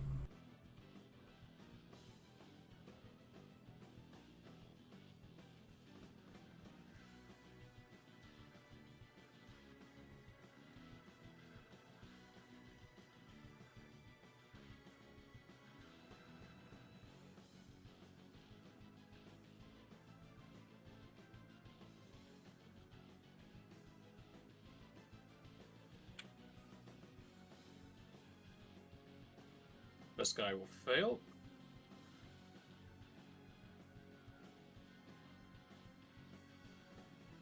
Second guy will fail and come tumbling down to the floor as he lets out black smoke from being singed.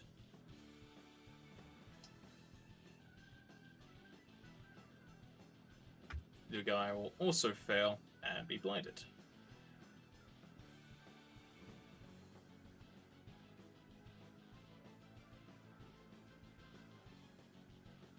You done? Yes. Mogme, which is intro. Well, these two off to the north of him are probably his biggest threats. He doesn't necessarily know that one of them is silenced. He does, I tell him. So he. Okay. I'll tell you. I got that one with the silence. So then the one that is a little bit closer to him, he is going to probably hit with his staff. Probably the best thing he can do with that. Okay.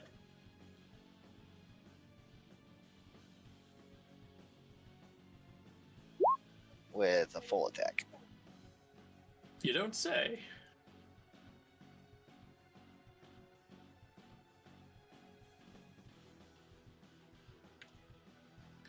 First one hits.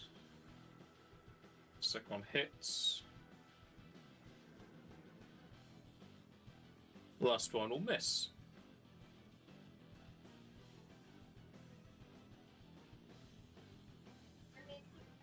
And he will 5-foot step down next to Osa again. Actually, no, he's got nowhere he really is any safer, so he's just gonna stay right there. Okay.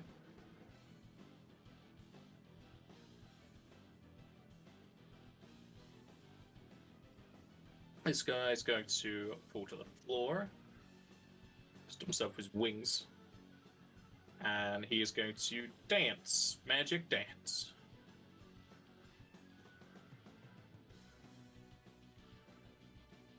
So, Kumach, you need to make me a will save, please. Did he will save? Dancing Dark. I have the spell, so I think I do. I hope I do with that roll. He will save. Ah, good. And then this guy will fall unconscious.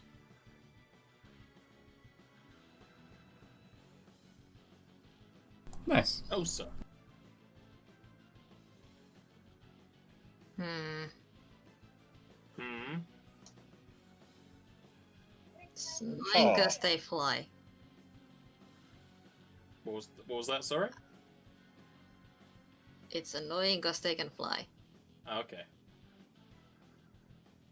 5-foot step here and throw my axe at the guy who's 15 feet up.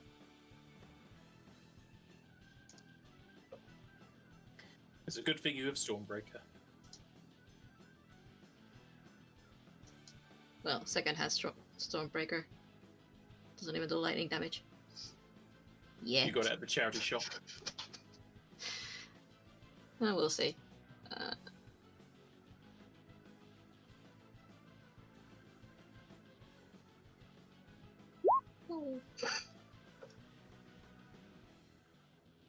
I mean, I'll take it.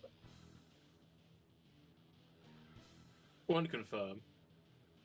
Would have been nice. At least it hits. Oh yeah, it definitely is.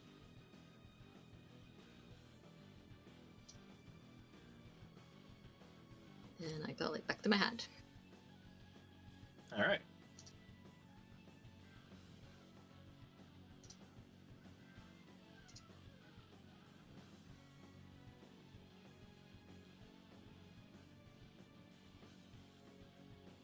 So it moves around and flies down and then goes to attack Mogme.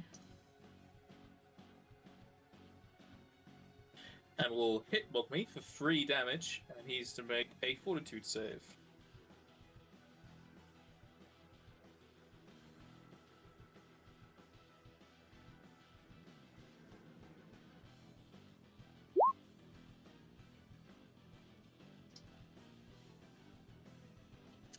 I think he's probably going to keep that one.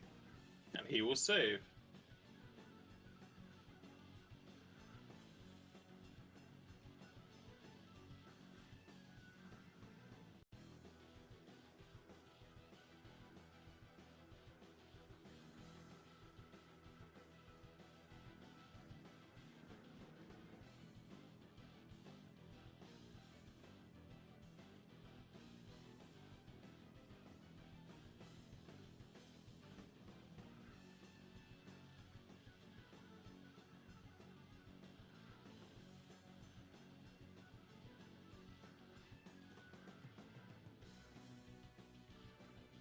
Actually, you can't even do that because he is blinded, so he can't target that.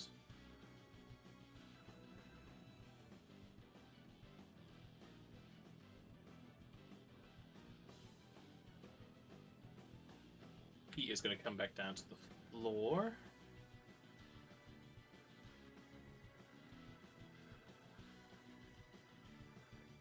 And dance the night away. So Mogmi and Osa need to make will saves.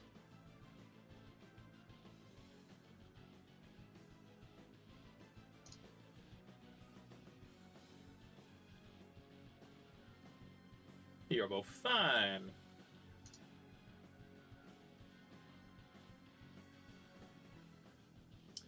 The one up top's going to cast a spell at Osa.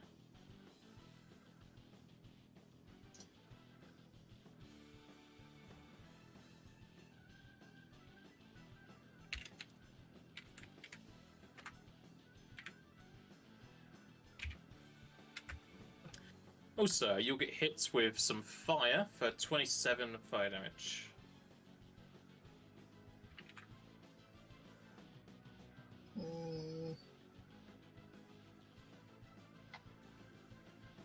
Joseph.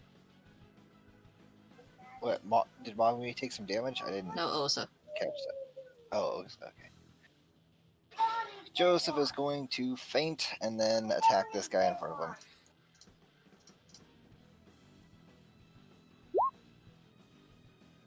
Yep.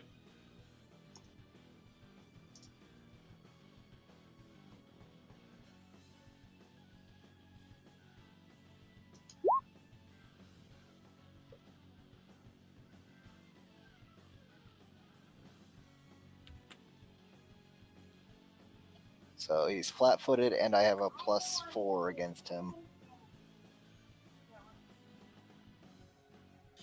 You feint him as the Ashkial flinches at your false attack as you bring it round to the other side and you cleanly chop his head in half, horizontally.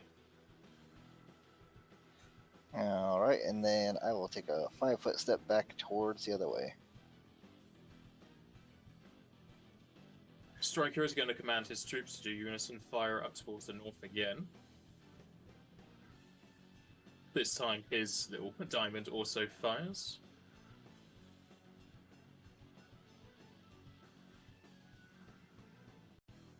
No worries. Insert Barrett gun noises here. Rat-a-tat-a-tat-a-tat-a-tat-a-tat. Kumunch. Pew pew.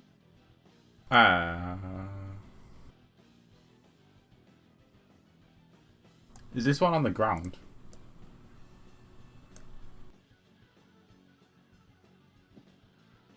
If you're asking if that one's on the ground, yes. Yeah. I'll leave that one for Osa.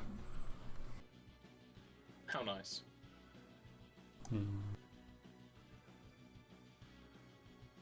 I'll Umbral Storm above Mogmi's head to hit the other two. I am able to ignore Mogmi and Osa as well quite easily. So I'll just do that. DC 24.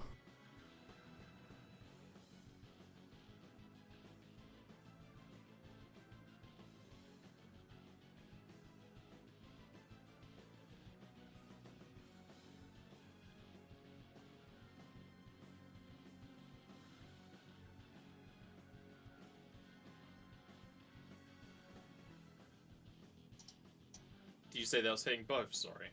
Yeah, both of the dancing ones above Mogmi and Osa, but these two. But it's I can avoid Mogmi and Osa. Well, they're not dancing, but sure. Yeah, them two.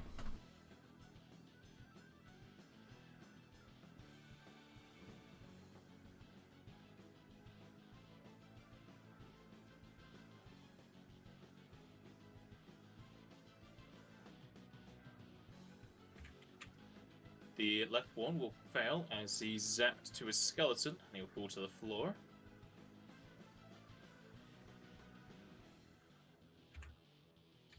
The other one will save, but it does not matter as he is still killed and he falls to the floor into black smoke.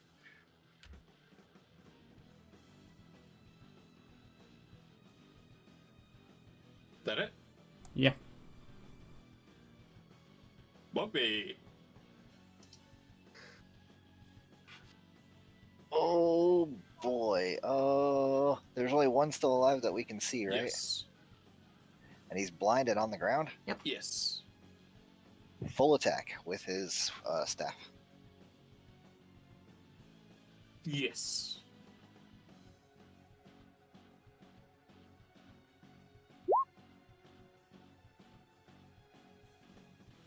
Ugh. That's a lot of red. Yeah.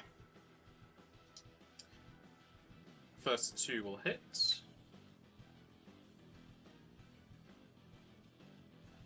Can he give himself a reroll on an attack for that last Yeah. one? With the Yeah. swift action? Alright, he's gonna do that. No, before you do that, the first two bolts are enough. Oh, okay then. As he blasts into the torso of the Arishkagal. And it promptly falls to the floor.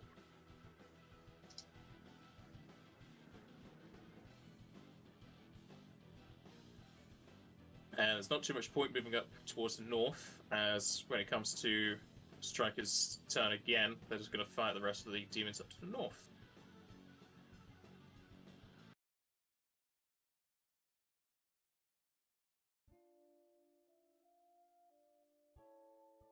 And with all the demons dealt with, the entire platoon can breathe a sigh of relief.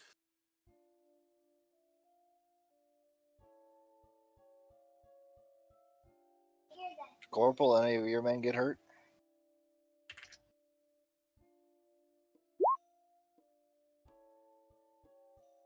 No, thankfully we've been on guard for these things, but they've been popping up more and more. Would have thought Axel's actions would have been making them less eager to come to our side.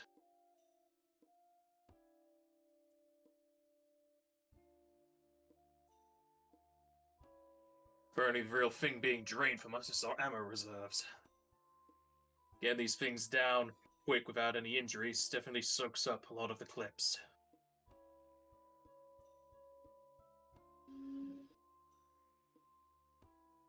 Well, at least you're relatively safe for now. Yes, I'll thank you for having our backs. We'll most likely head to the nearest settlement to restock, resupply, and get back to Wedge. Not a problem. We'll make sure to hand over the details of the monsters and scrolls you want over to Regandas. We'll have them transported off to Zarekan. Discreetly, of course.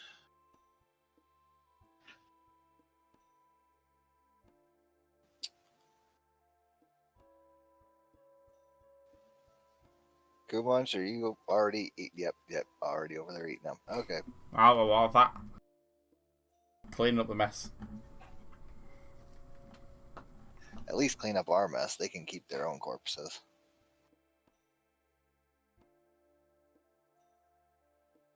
Mogola will then come out from a nearby tree they were hiding in. They fly back down to your group. Who does? Mogola, the Moogle who teleported you here. Oh, gotcha. Well, I'm certainly glad I hit when I did, Kupel. Those things hate us Moogles, Kupel.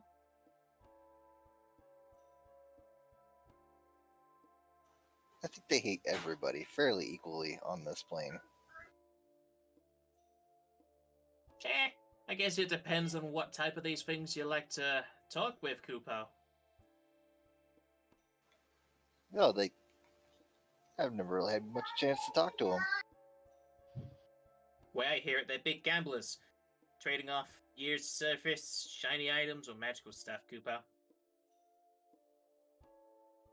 Didn't Remy play some rounds with some of these guys? Like way back. Oh yeah, that's right. Well, at least They were- similar. yeah, Like, they were the the same. smaller family, I think it was. I think they might have been imps. Yeah, he played with imps.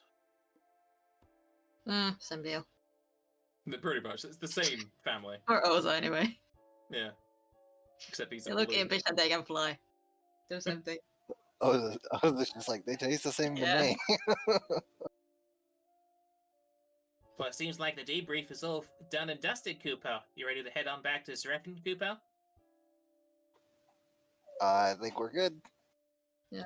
Come on, grab your corpses and get over here. I'm looking for corpses. Do you know how many spells there are? Did you want to take a snack of the pixie and an albion? Yeah, anything what's here, what's dead, I'm taking it. Yeah, pixie and albion. Okay, I'll just quickly put those over.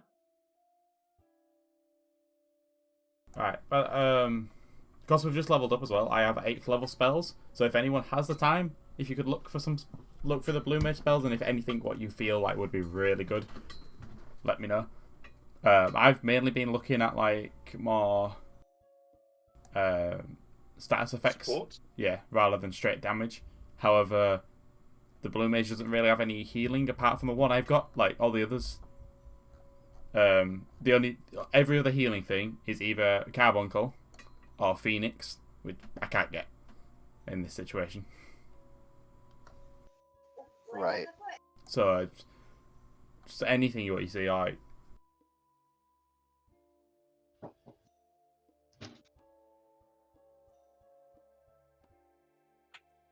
I mean, I've got 5 monsters right now, which we can see if they're here or not. Okay, those are the spells you'd learn from the pixie and the albion. Okay.